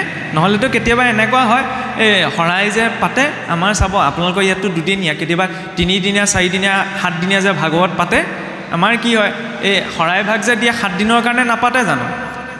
এই 7 দিনৰ পাছতো সেইভাগ শৰাই প্ৰসাদ খাব পৰা হৈ নাথাকে, এই শৰাইহে দিম, হ'ব এই হুতুৱা কলকেইটাকে দি দিয়া, হুতুৰা কলকেইটাকে দি দিয়া, 7 দিনৰ পিছত খাব নোৱাৰি, মানে সেইটো কি এজ ইউজুৱেলহে, মনাই নাই। নাস্তিক তেতিয়াহ'লে কোন? যিজনে ঈশ্বৰ নাই বুলি কৈছে সেইজন নাস্তিক নহয়, এইজন নাস্তিক। যি ঈশ্বৰৰ সন্মুখত বহি থাকি পেলাই কৈ আছে ঈশ্বৰ নাই। ঈশ্বৰ যদি আছে বুলি ক'লে তেতিয়া ঈশ্বৰৰ সন্মুখত সেইটো কৰিলোহেঁতেন জানো? চবেই নকৰে, এনেই মই উদাহৰণ দিবলৈ কথা প্ৰসংগটো টানি আনিছোঁ, সেইটো ক'ব নালাগে। কাৰণ ঈশ্বৰ তুষ্ট হয় ভাৱত। ইয়াত দুভাগ শৰাই সজাই থোৱা আছে, ভগৱানে ইয়াৰ পৰা খাবনে নাখায় বাৰু? খায় নে নাখায়? আমি যে দিওঁ শৰাইত যে দিয়ে, আগ যে কয়, খায়নে নাখায়? কি বুলি ভাবে কওকচোন? ভগৱানে খায়নে নাখায়? প্ৰসাদ নহয়, নৈবদ্য। আমাৰ কাৰণেহে প্ৰসাদ। ভগৱানক দিয়া শৰাই ভাগিত দিয়া নৈবদ্য ভগৱানে খায়নে নাখায়? কি বুলি ভাবে? উত্তৰটো দিব নোৱাৰে ন? নাখায় বুলি ক'লেও মৰিলোঁ, খায় বুলি ক'লেও মৰিলোঁ, নহয়নে? এতিয়া কথা হ'ল কি, তাত খোৱা নোখোৱা উত্তৰটো নাহেই। কিয়? প্ৰথম কথা হ'ল কি, ভগৱন্ত পূৰ্ণ, যাক আমি ভগৱান বুলি কওঁ, তেওঁ পূৰ্ণ, আল্টিমেট, হয়নে নহয়? পূৰ্ণত কম বেছি কোনো প্ৰসংগ নাই। এই পূৰ্ণই যদি কিবা এটা বস্তু গ্ৰহণ কৰে, তাত মগুমাহটো লৰচৰ নহয়। জীৱ অপূৰ্ণ, সেইকাৰণে আমি খাই দিলে কি হৈ যায়? চোৱা হৈ যায়, হয় নহয়? মোৰ সন্মুখত শৰাইখন সজাই থ'লে সেইখন শৰাই হৈ থাকিবনে? নাথাকে। বুজি পাইছে নহয়? তেওঁ পূৰ্ণ। ভগৱন্তক ভক্তই কিয় দিয়ে? সেইটো এটা গ্ৰেটিটিউড, যে ঈশ্বৰে ইমানখিনি আমাক বস্তু দিছে ন, প্ৰভু তোমাক কিনো দিম, এটা ধন্যবাদ সূচক হিচাপত ভগৱানক দিয়া যায়। আৰু ভগৱানক উদ্দেশ্য কৰিহে দিয়া যায়। খাবলৈ ভগৱানক নিদিওঁ, কিন্তু সেইটো ভাবিব, নৈবদ্যৰ ঠগিভাগ যে দিছোঁ ভগৱানক খাবলৈ দিছোঁ নি? নাই দিয়া। সেইটো ভ্ৰম কাহানিও জীৱনত নাপালিব। কিয় কোৱা গৈছে? যদি খাবলৈ দিলোঁহেঁতেন তেতিয়া সদায় দিলোঁহেঁতেন। মাহেকৰ মূৰত এদিন কিয় দিছোঁ? হয় নহয়? মানে আমি ভগৱানক খাবলৈও উদ্দেশ্য এটা লৈহে দিওঁ। বুজি পাইছে নহয়? সেইটো কি? স্ব অৰ্থ ইতি স্বাৰ্থ। সেইটো এটা আনুষ্ঠানিকতা। কেৱল শৰাইখনত দিলেই নহ'ব, এইটো আমাৰ সামাজিক প্ৰথা। ঘৰখনত যি পাইছোঁ ন, জীৱনটোত যি খাবলৈ পাইছোঁ, প্ৰতিটো খোৱাৰ আগমুহূৰ্তত ঈশ্বৰৰ ওচৰত কৃতজ্ঞতাটো যে প্ৰভু তুমি দিছাৰ কাৰণে আজি মই দুবেলা দুমুঠি পাইছোঁ, হয় নহয়? ভক্তি সেইখিনিত আৰম্ভ হয়। এতিয়া ব্ৰহ্মাদেৱে যেতিয়া 1000 বছৰ তপ কৰিলে, তপ কৰাৰ পিছত নাৰায়ণ তেওঁৰ সন্মুখত প্ৰকট হৈছে। তেতিয়া নাৰায়ণক কৈছে যে প্ৰভু মোৰ শক্তি সামৰ্থ্য থকাৰ পাছতো মই অবিদ্যাহে প্ৰকট কৰিলোঁ, এতিয়া সৃষ্টিখন নিৰ্মাণ কৰিবলৈ আপুনি মোক মাৰ্গদৰ্শন কৰক। তেতিয়া নাৰায়ণে ব্ৰহ্মাদেৱক যিকেইটা গাইডলাইন দিছিল ন, সেই 4টা গাইডলাইনে হৈছে ভাগৱতৰ আদি স্বৰূপ, 4টা শ্লোক। যে অহমেৱাস্মেৱাগ্ৰে নান্যদ্যৎসদসৎপৰম পশ্যাদহম যদে তস্য য়ো বশিষ্যেত সোऽস্ম্যহম ঋত্যেৰ্থম যৎপ্ৰতীয়েত সাত্মনি তদ্বিদ্যাদাত্মনো মায়াম যথা ভাসুমতে স্বহম এতাবদেব জ্ঞানাত্মন তত্ত্বজ্ঞানাৎ সুনত মনো অন্বয় ব্যতিৰেকাভ্যাম সদিয়াৎ সৰ্বত্ৰ সৰ্বদা।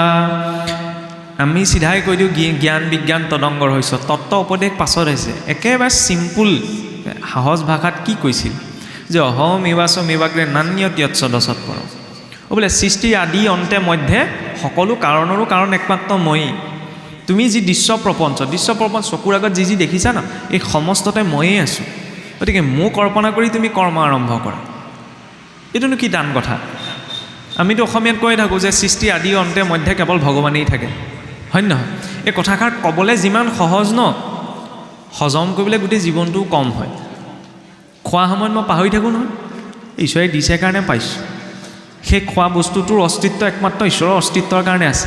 কিবা এটা কোৱাৰ সময়ত মই পাহৰি থাকোঁ নহয়, জাইলাং ভাগেলাং মই কৈ দিওঁ, কিন্তু ঈশ্বৰে যে মুখখন যে দিছে ন, কোৱা শক্তিটো ঈশ্বৰে দিছে কাৰণে মই পাইছোঁ। কিবা এটা কৰোঁতে হ'ব কলি যুগ আৰু এইটো যুগত আৰু ইমান কোন আছে, খাব লাগে আৰু জীয়াই থাকিব লাগে, হয় নহয়? এইটো মেণ্টেলিটিটো কুকুৰ মেকুৰীও আছে, হয় নহয়? আমাৰ জীৱনৰ মানদণ্ড কুকুৰ মেকুৰীৰ নিচিনাটো হ'লে নহ'ব, হয়নে নহয়? জীৱনৰ মানদণ্ড কেতিয়াও খোৱা বস্তু হ'ব নোৱাৰে, আহাৰ হ'ব নোৱাৰে। আহাৰটো সিহঁতেও খায়, আমিও খাওঁ। ভয় হ'ব নোৱাৰে, সিহঁতৰতো বহুত কম ভয় আছে, আমাৰতো ঢেৰ ভয় থাকে। ধৰ্ম ভয় থাকে, লোক ভয় থাকে, শৰীৰৰ ভয় থাকে, হয় নহয়? আৰু অকণমান আগুৱাই গ'লে কেতিয়াবা পত্নীৰ ভয়ো থাকে, হয় নহয়? কেতিয়াবা স্বামীৰ ভয়ো থাকে নহয়। সেইকেইটাতো যেন তেন। পুত্ৰ ভয়টো তাতোতকৈ ভয়ংকৰ, হয় নহয়? স্বামী স্ত্ৰী কিবা এটা হৈছে, পিছত কিবা এটা হোৱা চান্স থাকে। পুত্ৰৰ পৰা যদি ভয় পাবলৈ হয় ন, তেতিয়াহ'লে চব এৰিব লগাও হৈ যায়। সেইটোও মানদণ্ড হ'ব নোৱাৰে। ৰতি ক্ৰিয়া বোলে ৰতিৰ ক্ষেত্ৰত বোলো ইন্দ্ৰ আৰু গাহৰিটোৰ মাজতো পাৰ্থক্য নাই। ইন্দ্ৰই অমৃত পান কৰি যিটো সোৱাদ পায় কি হ'ল বোলে গাহৰিও বিষ্ঠা খায়ো একেটা তৃপ্তিয়ে পায়। ইন্দ্ৰই ৰম্ভাৰ লগত ভোগ কৰিবলৈ যিটো তৃপ্তি পায় গাহৰি শৰীৰতো একেটাই আছে। গতিকে সেইবিলাকতো জীৱনৰ মানদণ্ড হ'ব নোৱাৰে। বোলে মানদণ্ড কোনখিনিত? মানুহ হৈ বোলে ঈশ্বৰক ভাবিব পাৰে সঁচাকৈও, হয় নহয়? চাওক, ঘপককৈ চেষ্টা কৰি থাকোঁতে থাকোঁতে যেতিয়া মানুহে চাকৰি নোহোৱা মানুহজনৰ চাকৰিটো হৈ যায়, তেতিয়াহ'লে চাকৰিটো পালোঁ বুলি তেওঁৰ মনত কিমান কৃতজ্ঞতা ভাৱ আহে, হয় নহয়? চাকৰিটো পাই গ'ল ইমান কষ্টৰ মনত, হয় নহয়? এবছৰ, দুবছৰ, 3 বছৰ, 5 বছৰৰ চেষ্টাৰ মূৰত চাকৰিটো পাওঁতে যেতিয়া ইমান আনন্দ, 84 লাখ জনী পাৰ কৰি যেতিয়া মানুহ হৈ তেওঁক চিন্তা কৰিব পৰা সুযোগটো পাওঁ, তেতিয়াহ'লে কিমান আনন্দ আহিব লাগে। এতিয়া এইখিনিতে লজিকটো লাগি যাব, এই বোলে 84 লাখ জনী হৈ যায় মানুহ হ'বলৈ পায় কোনে দেখিছে, হয় নহয়? আমাৰ কি হয়, যিবিলাক কথা আমি বুদ্ধিৰে বিচাৰ কৰিব লাগে সেইবিলাক কথা আমি অন্তৰে বিচাৰ কৰোঁ, আৰু যিবিলাক কথা আমাৰ অন্তৰে বিচাৰ কৰিব লাগে ন, চাবচোন কেতিয়াবা সেইবিলাকত আমাৰ বুদ্ধিটো লাগি থাকে। এই ভাগৱত পঢ়িলে খাবলৈ পাম নি? ধৰ্ম কৃষ্ণ কৃষ্ণ কৰি থাকিলে খাবলৈ পাম নি? ভুলতো নাপায়। ভাগৱত পঢ়ি থাকিলে, নাম লৈ থাকিলে কোনোবাই খাবলৈ ভুলতো নাপায়। কিন্তু ভাগৱত পঢ়িলে, ঈশ্বৰৰ নাম ল'লে, কিবা এটা খাওঁতে, ক'ৰবালৈ যাওঁতে, কাৰোবাক কিবা এটা কওঁতে, জীৱনত কিবা এটা কৰোঁতে যিটো স্থিৰতাৰ প্ৰয়োজন ন, যিটো শান্তিৰ প্ৰয়োজন, সেইটো ভাগৱতে দিব পাৰে। ভাগৱতে পোৱা নোপোৱাবিলাক পৰিৱৰ্তন নকৰে। সেইবিলাক ভাবি যেতিয়া ভাগৱত মাৰ্গলৈ অহা যায় ন, তেতিয়া ৰাম ঠগন খোৱা যায়। মানুহে টকা পইচা লগাই যদি কিবা এটা সেইমতে নাপায়, তেতিয়া আমি কওঁ ন বোলে ৰাম ঠগন খালে দেই এইজনে। সেইটো ৰাম ঠগন নহয়। ধৰ্ম মাৰ্গত যেতিয়া মই এইটো ভাবি আহোঁ, মই মানুহ আমিতো প্ৰাথমিক স্তৰত সেইটো ভাবি আহোঁ বোলে অকণমান ধৰ্ম কৰ্মৰ সৈতে জড়িত হৈ থাকিলে এই গ্ৰহ দুখ, কাল দুখ, দৈৱ দুখ এইবিলাক অলপমান আঁতৰি থাকে। ভাবোঁ নে নাভাবোঁ? বোলে জীৱনত পোৱা কষ্টবিলাক সেইবিলাক আঁতৰি যায়। ভবাটো দুখনীয় কথা নহয়, কিন্তু সেই কথাটোকে ধৰি থকাটো কথাটো বেয়া, কাৰণ আঁতৰ নহয়, হয় জানো?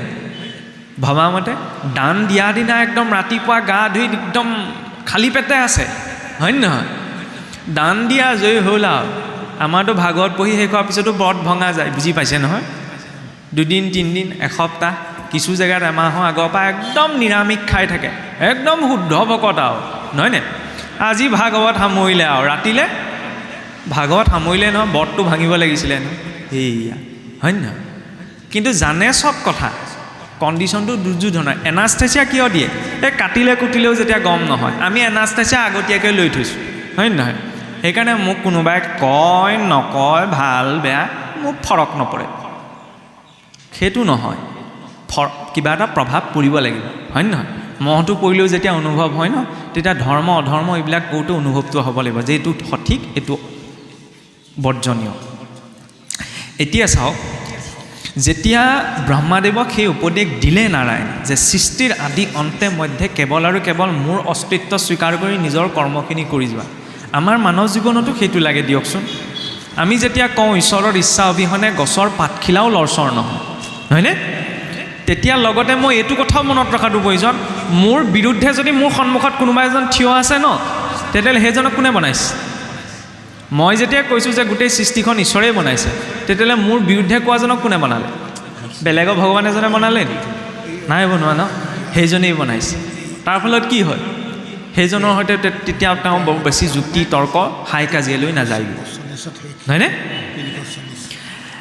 বোলে এইটো কথা আমাৰ হিন্দু ধৰ্মৰ মানুহে মানি থাকে, সেইকাৰণে আমি তথাকথিত হিন্দু বুলি কওঁ। যিসকলক আমি মুছলিম, খ্ৰীষ্টান ইত্যাদি বুলি কওঁ, সেইসকলক কোনে বনালে? একেজনেই বনাইছে। তেতিয়াহ'লে সমস্যাটো ক'ত? সমস্যাটো ক'ত জানেনে? এইটো হ'ব পাৰে আমাৰ পৰম্পৰা লোকৰ লগত নিমিলে, সেইটো ডাঙৰ কথা নহয়, পৰম্পৰা এনেও নিমিলে, দৰ্শন নিমিলে, কিন্তু তাৰ মাজত সদায় এইটো সচেতনতা বৰ্তাই ৰখা যে মোক যিজন ঈশ্বৰে সৃষ্টি কৰিছে ন, মোৰ বিৰুদ্ধে থকা সেই 100জনকো সেইজন ঈশ্বৰে সৃষ্টি কৰিছে, গতিকে সকলোৰে লগত মিলা প্ৰীতিৰে এৰা ধৰা বুজাবুজিত চলা। আৰু এই লক্ষ্যটো যেতিয়া ডাঙৰ হয়, তেতিয়াহ'লে দুটা বিপৰীত গুণ থকা মানুহৰ মাজতো একেলগে থকা সম্ভৱ হৈ পৰে। কেনেকৈ? সমুদ্ৰ মন্থন, সাগৰ মন্থনৰ কাহিনীটো যে আহে, অসুৰ আৰু দেৱতা, মিলটোতো কাহিনীও নাই, দেখিছেই নহয় ভাওনাবিলাকত, অসুৰে দেৱতাৰ নাম শুনিবনে খুব জঁপিয়াই দিয়ে। আমাৰ মাজতো তেনেকুৱা কিছুসকল আছে আৰু শুনিবই নোৱাৰে, একদম জঁপিয়াই দিয়ে, নহয়নে? ইনডাইৰেক্টলি কিবা এটা কৈছোঁ আৰু সেইটোলৈ ইমান সোমাব বিচৰা নাই। এতিয়া চাওক, কোনে কিহত জঁপিয়াই কি কৰে সেইটো ডাঙৰ কথা নহয়। কাহানী মিল নথকা দুটা পক্ষই এই সাগৰৰ একেলগে সমুদ্ৰ মন্থন কৰোঁতে দধি মথা দি একদম মথনি জড়িত ধৰি কেনেকৈ মঠি থাকিব পাৰিলে, সাগৰ মঠি থাকিব পাৰিলে? ইটোৱে ইটোকচোন দেখিবই নোৱাৰে, একে জেগাত কেনেকৈ থাকিলে? আমাৰ একে ককাই ভাই একেখন চোতালত থাকিব নোৱাৰা কণ্ডিশ্যন হৈ যায়। সেইফালে দুটা পক্ষ, তেওঁলোকো ককাই ভাই আছিল, লক্ষ্যটো ডাঙৰ আছিল, কাৰণ সৰু সুৰা কথাবিলাকত লাগি থকা নাছিল। লাগে কি অমৃত, হয় নহয়? অসুৰকো অমৃত লাগে, দেৱতাকো অমৃত লাগে। অকলে নোৱাৰোঁ বুলি আহা একেলগে কৰি লওঁ, সমানে ভগাই লওঁ, হয় নহয়? ধৰ্ম মাৰ্গটো সেইটো শিক্ষাই দিয়কচোন। যেতিয়া উদ্দেশ্যটো ডাঙৰ হয় তেতিয়া সৰু সুৰা কথাবিলাকত এৰা ধৰা বুজাবুজিত চলি যায়। কিন্তু উদ্দেশ্যটো সৰু হয় ন, সিমানে মোৰ লগত তেওঁ নিমিলে, সেইটো খেলাম বেলেগ, এটা খেলে আগবেলা কৰিব, ইটো খেলে পিছবেলা কৰিব, তেনেকুৱাও হৈ যায়। সেইটো নহয়, উদ্দেশ্য এটা ন। উপাসনা মাৰ্গত ভিন্নতা থাকিব পাৰে, নিজৰ চেতনাই ঢুকি পোৱাটোহে কৰিব। যাৰ যেনেকৈ চেতনাই ভাবিছে তেওঁ তেনেকৈ আগবাঢ়ক। এতিয়া ব্ৰহ্মাদেৱে যেতিয়া সৃষ্টি আৰম্ভ কৰিলে, আৰম্ভ কৰাৰ প্ৰাক মুহূৰ্ততেই পোনপ্ৰথম তেওঁ সৃষ্টি কৰিছে বোলে 4জন সিদ্ধক, সনত কুমাৰ, সনন্দ, সনাতন আৰু সনন্দ, যাক আমি 4 সিদ্ধ বুলি কওঁ। 4 সিদ্ধৰ পাছতেই বোলে নাৰদদেৱ, নাৰদদেৱৰ পাছত একাদশ ৰুদ্ৰ, তাৰপিছত 9জন ঋষি। 9জন ঋষি সৃষ্টি হোৱাৰ পাছতো যেতিয়া ব্ৰহ্মাদেৱে ক'লে যে তুমি সৃষ্টিখন আৰম্ভ কৰা, সৃষ্টি বহা নাই। তাৰপিছত ব্ৰহ্মাদেৱে ভাবিলে কিয় সৃষ্টি বহা নাই? কাৰণ তেওঁ স্ত্ৰী তত্ত্বটো প্ৰকাশ কৰা নাই এতিয়ালৈকে। তেতিয়া তেওঁ নিজৰ সু অংশৰ পৰা বোলে স্বয়ম্ভু মনু আৰু বাওঁ অংশৰ পৰা দেৱী শতৰূপাক প্ৰকট কৰিছিল। আৰু সেই মনু বংশই বোলে মনুষ্য কুল হ'ল, সেইবাবে মনুষ্য কোৱা যায় বোলে, মনু উৎপন্নাতিথি মনুষ্য হ'ল। এতিয়া সেই কথাখিনি প্ৰসংগত সেই মনু বংশ চলিয়ে সেই মনু বংশৰে দুটা ঠাল, সূৰ্য বংশ আৰু চন্দ্ৰ বংশ। সেই চন্দ্ৰ বংশতে ভগৱান কৃষ্ণৰ আৱিৰ্ভাৱ, সূৰ্য বংশত ভগৱান ৰামৰ আৱিৰ্ভাৱ।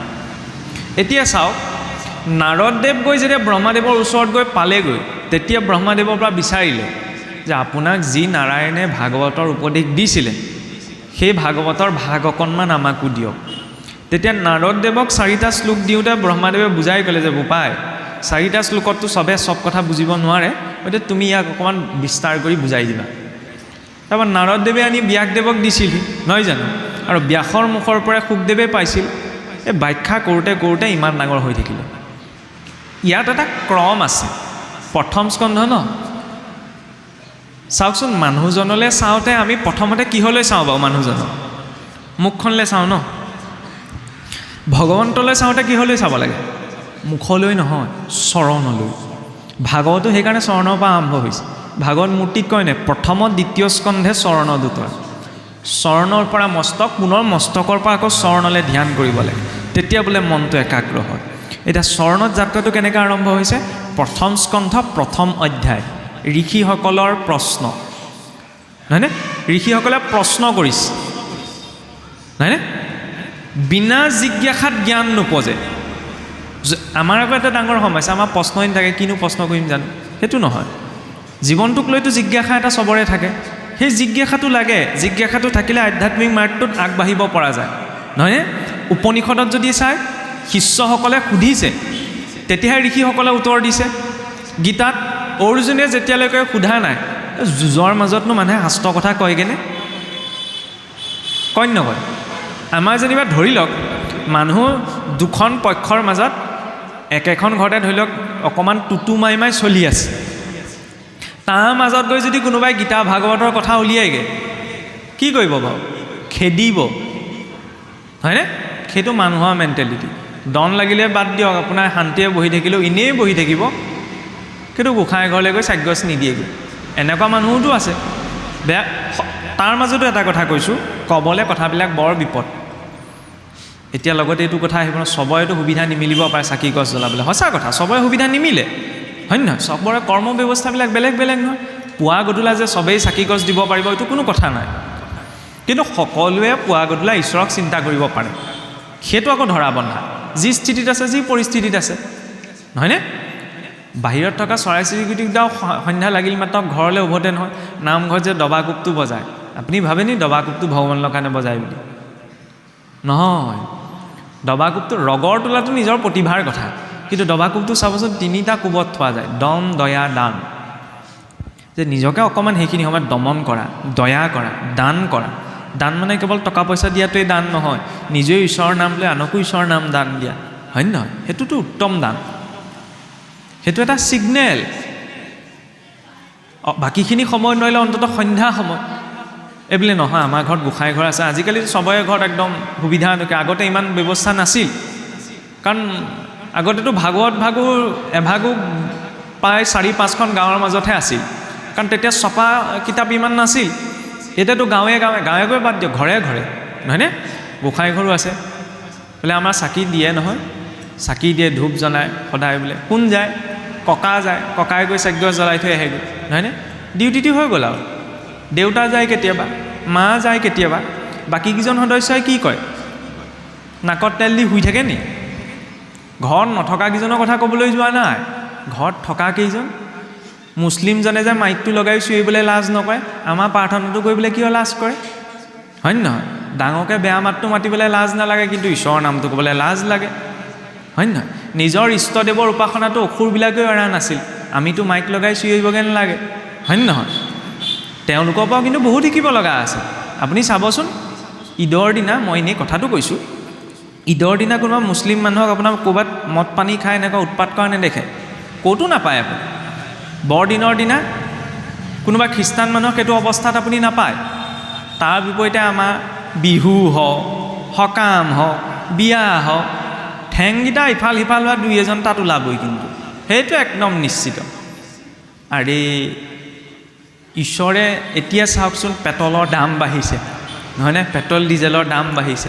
গাঁৱৰ মূৰত যদি কোনোবাই এই এইটো বটলতো যদি পেট্ৰলৰ লগত ডিজেল মিক্স কৰি বেচিবলৈ হয়, তেতিয়াহ'লে সাধাৰণ মানুহজনে কি ক'ব? এই পেট্ৰলৰ লগত ডিজেল মিক্স কৰি কেলৈ বেচিছ? ইঞ্জিনটো বেয়া হৈ থাকিব, ক'ব নক'ব? পেট্ৰলৰ লগত ডিজেল মিক্স কৰিলে বিপদ, সেইটোত অবজেকশ্যন, একদম ঠিক কথা। আৰু এইটো ইঞ্জিনত কি ভৰাই আছোঁ, সেইটোতো চাব লাগিব। তাৰ মাজত আকৌ দুজনমান পূৰা একদম ওলাবা, এই কি দৰকাৰ, মোৰ পইচাই খাইছোঁ, মাই লাইফ মাই ৰুল। একো লাইফত নিজৰ ৰুলৰ মতে নচলে, নিজৰ ৰুল মতেতো উশাহ নিশাহকেইটাই চলা নাই, তেতিয়াহ'লে মাই লাইফ মাই ৰুল বুলি কোৱাটো এটা ডাঙৰ ভ্ৰমহে, হয় নহয়? উশাহ নিশাহকেইটাই ল'ব পৰা নাই নিজৰ মতে, আকৌ মাই লাইফ মাই ৰুল, সেইটো অদৰকাৰী কথা। এইটো ভাবিব নালাগে, বহুতে আকৌ সেইটোও ভাবি থাকে। সেইকাৰণে বোলে আমাৰ ধৰ্ম মাৰ্গলৈ মানুহবোৰ নাহে, ইটো নাখাবা, সিটো নাখাবা, অলৈ নাযাবা, তলৈ নাযাবা। ৰাম, এইটোহে জনম পাইছোঁ, এইটো জনমতে ভোগ নকৰিলে আকৌ কেতিয়া কৰিম? সঁচা কথা, ভোগ কৰিব লাগে, ভোগ নকৰাকৈ কোন জীয়াই থাকিব, হয়নে? কিন্তু ভালখিনি ভোগ কৰিব লাগে, নিচাও কৰিব লাগে। নিচা নাথাকিলে জীৱনৰ মাদকতা নাথাকে। ভাল নিচা আছে নহয়, হয় নহয়? যিটো নিচাই মানুহৰ চিন্তা, বুদ্ধি, বিবেক ঊৰ্ধ্বগামী কৰে, তেনেকুৱা নিচাবিলাক লাগে। আৰু যিটো নিচাই খোজকেইটা বেকা কৰে, সেইটো নিচা নালাগে। কেঁচুৱাটোও চুঁচৰি বাগৰি খোজকেইটা পোনাব বিচাৰে নিবিচাৰে? মাটো থুকাথুকি মতেৰে শব্দকেইটা স্পষ্ট কৰিব বিচাৰে।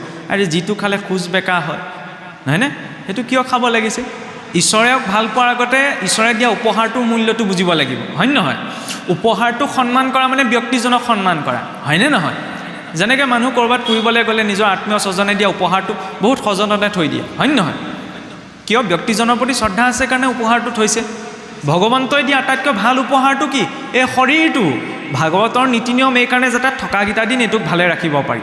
ফুটা নাৱে নহ'লে নৈখন পাৰ হ'ব নোৱাৰি, হয় নহয়? ভৱসাগৰ তৰিব লাগিব। গতিকে থকাকেইটা দিন অন্ততঃ এই ছিষ্টেমটো বেয়া হৈ নোযোৱা, ইয়াত কিবা নভৰাওঁচোন। তাৰ ৱায়াৰিং এডাল ছিগি গ'লে আকৌ ৰিপেয়াৰিং পচিবল হয়, নহয়নে? এচিটো বেয়া হৈ গ'লে কিনি অনাও সম্ভৱ, হয়নে? ইয়াৰ এডাল যদি ৱায়াৰিং ছিগিবলৈ হয়, তো খেলা খতমেই। গতিকে ইয়াত কিবা ছিগি নোহোৱা বস্তুবিলাক ইয়াত ভৰাব নালাগে। আজিকালি আৰু অকণমান লজিক এটা আহিছে অৱশ্যে, এতিয়া প্ৰব্লেম নাই। মই মাজতে কৈছোঁ আৰু আগৰ দিনত মানুহে খালে গম পাইছিল, গোন্ধাই। আজিকালি গোন্ধ নোলোৱা ওলালে, হয় নহয়? আগতে বোলে খালে গমো পাইছিল, খোজকেইটা লৰচৰ নহয়। এতিয়া বোলে খাই পেলাই একদম ৰিখি বহা দি বহি থাকিব পাৰে, কোনেও গমেই নাপায়, হয় নহয়? আৰে বিহেই, হয়নে? তাক লাগিলে আৰু পিউৰিফাইড ফৰ্মত নাখাওক কিয় কোৱা গৈছে? এতিয়া মই ইয়াত কিবা বহুত ফটা লেকচাৰ জাৰিছোঁ বুলি নাভাবিব। জীৱনটো নিজৰ, ভগৱানক পিছত বুজিম, প্ৰথমতে নিজৰ জীৱনটোৰ মূল্য, হয় নহয়? আগতে অসুৰবিলাকেও ইমান খোৱা নাছিল যিমান আমাৰ ল'ৰা ছোৱালীও খাই দিয়ে, ক'বলৈ বেয়া আৰু, হয় নহয়? সৰু সৰু ল'ৰা ছোৱালীবিলাক পায় নাপায়? আৰু এই পৰিৱেশটো পাইছে ন কোনোবাখিনি। আমি এইটো ক'ব নোৱাৰোঁ যুৱ প্ৰজন্ম উশৃংখল হৈছে, অমুক তমুক হৈছে, নাই হোৱা। তাৰ মাজতো ভাল কাম কৰা বহুত মানুহ আছে ন, আৰু খালে বুলিয়ে যে বেয়া হ'ব সেইটোও নহয়। কিন্তু অকণমান যদি সেইটোত পিছ পৰি আছে সেইটো এৰিব লাগে, আৰু সেইকণ নৈতিকতা জীৱনত লাগে, হয়নে? শৰীৰটোৰ মূল্য যিদিনা বুজা যাব ন, ভক্তি আপোনা আপুনি হৈ যাব। খালি মনলৈ প্ৰথম শুদ্ধ জিজ্ঞাসাটো আহিব লাগিব। আৰম্ভ হৈছে ক'ত? যেতিয়া শুকদেৱে ৰজা পৰীক্ষিতক ভাগৱত কৈ আছিল, তেতিয়াও শৌনকাদি ঋষিসকল তাত বহি আছিল, কিন্তু একো বুজি নাপালে। পিছত যেতিয়া ভাদ মাহৰ শুক্লা নৱমীৰ পৰা পূৰ্ণিমালৈকে বোলে শুকদেৱে ৰজা পৰীক্ষিতক ভাগৱত কৈছিল 7 দিন। তাৰপিছত যেতিয়া পৰীক্ষিতে মুক্তি পোৱা দেখিলে, তেতিয়া ঋষিসকলৰ মনত মানে বিশ্বাস আহিলে যে এইবিলাক কথা জানি বুজিও মানুহে মুক্তি পাব পাৰে। তেতিয়া শুকদেৱৰ ওচৰলৈ গ'ল, গৈ পেলাই ক'লেগৈ যে প্ৰভু, আগতে কৈ যাওঁতে আমি ভালকৈ নুশুনিলোঁ, আমি আকৌ এবাৰ শুনিব বিচাৰিছোঁ, আপুনি আকৌ এবাৰ শুনাওক। তেতিয়া শুকদেৱে ক'লে, বোলে তোমালোকৰ মনত অভিমান আছে, সেই অভিমান ত্যাগ কৰিবলৈ কাৰ মুখে শুনিবলৈ ক'লে? সুত মুনিৰ মুখে, যাক শৌনকাদি ঋষিসকলে প্ৰথম অৱস্থাত বৰ বিশেষ কথা বতৰা নাজানে বুলি ভাবিছিল, হয়নে? আৰু প্ৰথম 5টা বস্তু ত্যাগৰ উপদেশ দিলে। ভক্তি মাৰ্গত এই 5টা বস্তু লগত থাকিলে মানে ভক্তি কৰাটো সম্ভৱ নহয়। কি? জাতি বিদ্যা মহদ্দম্ভ, ৰূপ যৌৱন মে বচ, যত্নত স্তুতি বৰ্জিত, পঞ্চতৈ ভক্তি কণ্টকা। ভক্তি মানে কি? সমৰ্পণ, নহয় জানো? চাৰেণ্ডাৰ কৰি দিয়া। কিন্তু জাতিৰ গৌৰৱ এটা যদি লগত থাকে তেতিয়াহ'লে পটককৈ সমৰ্পণটো নাহে। নিজে জনাৰ গৌৰৱ এটা যেতিয়া থাকে তেতিয়াহ'লে সমৰ্পণটো নাহে। নাজানো বুলি ক'বলৈ বৰ সময় লাগে নহয়, জানো বুলি ক'বলৈ বেছি সময় লাগে। জাতি বিদ্যা মহদ্দম্ভ, নিজৰ স্থানৰ গৌৰৱ, আৰু ৰূপ যৌৱনৰ গৌৰৱ, সেইটোতো তাতোতকৈ ভয়ংকৰ। এইকেইটা বস্তু যদি লগত থাকে সহজে সমৰ্পণটো নাহে। সেইকাৰণে প্ৰথম ক'লে এইকেইটা কাষৰীয়া কৰি থৈ আহা, তাৰপিছত সমৰ্পণটো আহিব। সেইবাবে চাব, সমাজত আমি অসমীয়াত যে সমাৰ্থক শব্দ ব্যৱহাৰ কৰোঁ, বোলে বিদ্বান আৰু বিদ্বান, বিদ্যাৱান আৰু বিদ্বান, সমাৰ্থক শব্দ নহয় জানো? কিন্তু সংস্কৃতত সেইটো এটা সমাৰ্থক শব্দ নহয়। কেনেকৈ? বিদ্বান সকলো হ'ব পাৰে, কিন্তু বিদ্বানজন যে এজন বিদ্যাৱান হ'ব সেইটো কিন্তু জৰুৰী নহয়। বিদ্বান মানে কি? হাই কোৱালিফিকেশ্যন, বহুত হাই কোৱালিফাইড, কিন্তু ৱেল কোৱালিফাইড নহ'বওতো পাৰে, হয় নহয়? ৰাৱণ বহুত জ্ঞানী আছিল, ভক্ত হ'লেও নহ'ব, কিন্তু ৰাৱণটো বহুত ডাঙৰ ভক্ত আছিলে। আৰু যাক বধ কৰাৰ পিছত ভগৱান ৰামে এবছৰৰ বাবে প্ৰায়শ্চিত্ত আচৰণ কৰিছিল। বোলে ৰাৱণে চব বেয়া কাম কৰিলে, এটা ভাল কামো আছিল, ভাল গুণো আছিল। মহাদেৱৰ বোলে প্ৰপন্ন ভক্ত আছিল, গতিকে মই এজন ভক্তকো বধ কৰিলোঁ, হয় নহয়? ক'ব কি বিচাৰিছে? ভক্ত হ'লেও নহ'ব, কামবিলাক ভাল কৰিব লাগিব। কামবিলাক যদি ভাল হয় ন, ভক্তি আপোনা আপুনি হ'ব। মোৰ যদি কামবিলাক বেয়া হয় তেতিয়াহ'লে মনলৈ ভাৱটো নাহে নহয়। আৰে ভগৱন্তক চৰ্মচক্ষুৰে দুৰ্যোধন দুঃশাসনে দেখিছিল, তেওঁলোকতো পৰিৱৰ্তন হ'ব লাগিছিল, হয় নহয়? হ'ব লাগিছিল, নহ'ল কিয়? কামবিলাক যে বেয়া, অন্তৰলৈ ভাৱটো নাহিলে। কামটো যদি ভাল হয় ন, তেতিয়াহ'লে চুকত বহি পেলায়ো মনলৈ ভাৱ আহিব। আৰু যদি কামবিলাক ভাল নহয় তেতিয়াহ'লে ইয়াত ধুনীয়াকৈ গাড়ীত বহি লেকচাৰ দি থাকিলেও কোনো কাম নহয়। চাব, বক্তাজনৰ প্ৰপন্নতা সেইখিনিতে ওলায়, তেতিয়া কথাখিনিয়ে শ্ৰোতাৰ মনত ক্ৰিয়া কৰিব লাগিব।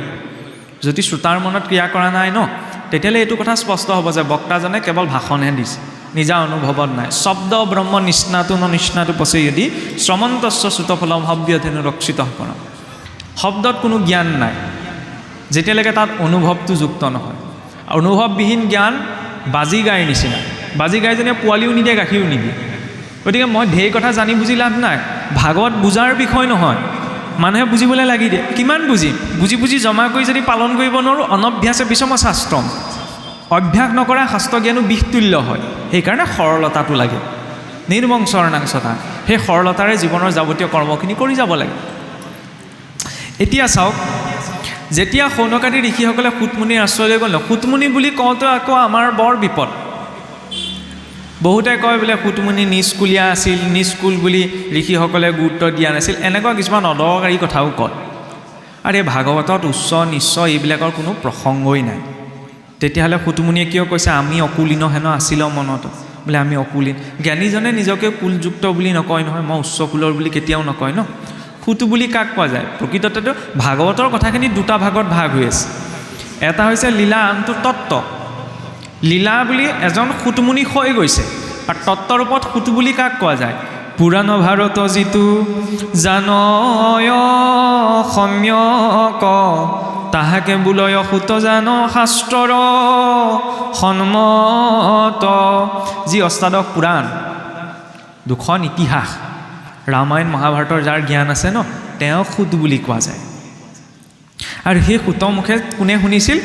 28 সহস্ৰ দেখি বেদত প্ৰধান বিষ্ণুৰ নৈমিষা ক্ষেত্ৰ মহাপুণ্যস্থান, মান্য কৰি সুতক পাতিলা সত্ৰ তথা শৌনকা প্ৰমুখ্য মানে ভাগৱত কথা। সত্ৰৰ প্ৰাথমিক সংজ্ঞা সেইখিনিতে আৰম্ভণি। সত্ৰ মানে কিনো? যি স্থানত সৎলোকে হৰি কথা পাতি অৱস্থান কৰে সেয়াই সত্ৰ, হয় নহয়? শৌনকাদি ঋষিসকল নজনা মানুহ নাছিল, 4 বেদত পাৰ্গত মানুহ আছিল, অৰ্থাৎ অভিজ্ঞতা থকা ব্যক্তি। সেইকাৰণে এটা অভিজ্ঞতা লৈহে জিজ্ঞাসাটো, যেতিয়ালৈকে অভিজ্ঞতা নহয় তেতিয়ালৈকে জিজ্ঞাসাটো নাহে। কিন্তু জিজ্ঞাসাটো লৈ কেনেকৈ যাম? বোলে কৃষ্ণ বাপেকৰ নাম কি আছিল কওক, এনেকৈও কেনেবাকৈ কিছুসকলে সোধে ন, এইটো দাম্ভিকতা। কপটতাত যদি মই হয়তো কিবা এটা কিছুমানে জানিওতো প্ৰশ্ন কৰোঁ আমি কেতিয়াবা নজনাৰ ভাও ধৰি, সেইটো কপটতা। জিজ্ঞাসা কপটতাটো নহয়, দাম্ভিকতাটো নহয়, বিনম্ৰতাত হয়। বিদ্যা দদাতি বিনয়ম, বিনয়ম দদাতি পাত্ৰম, নহয়নে?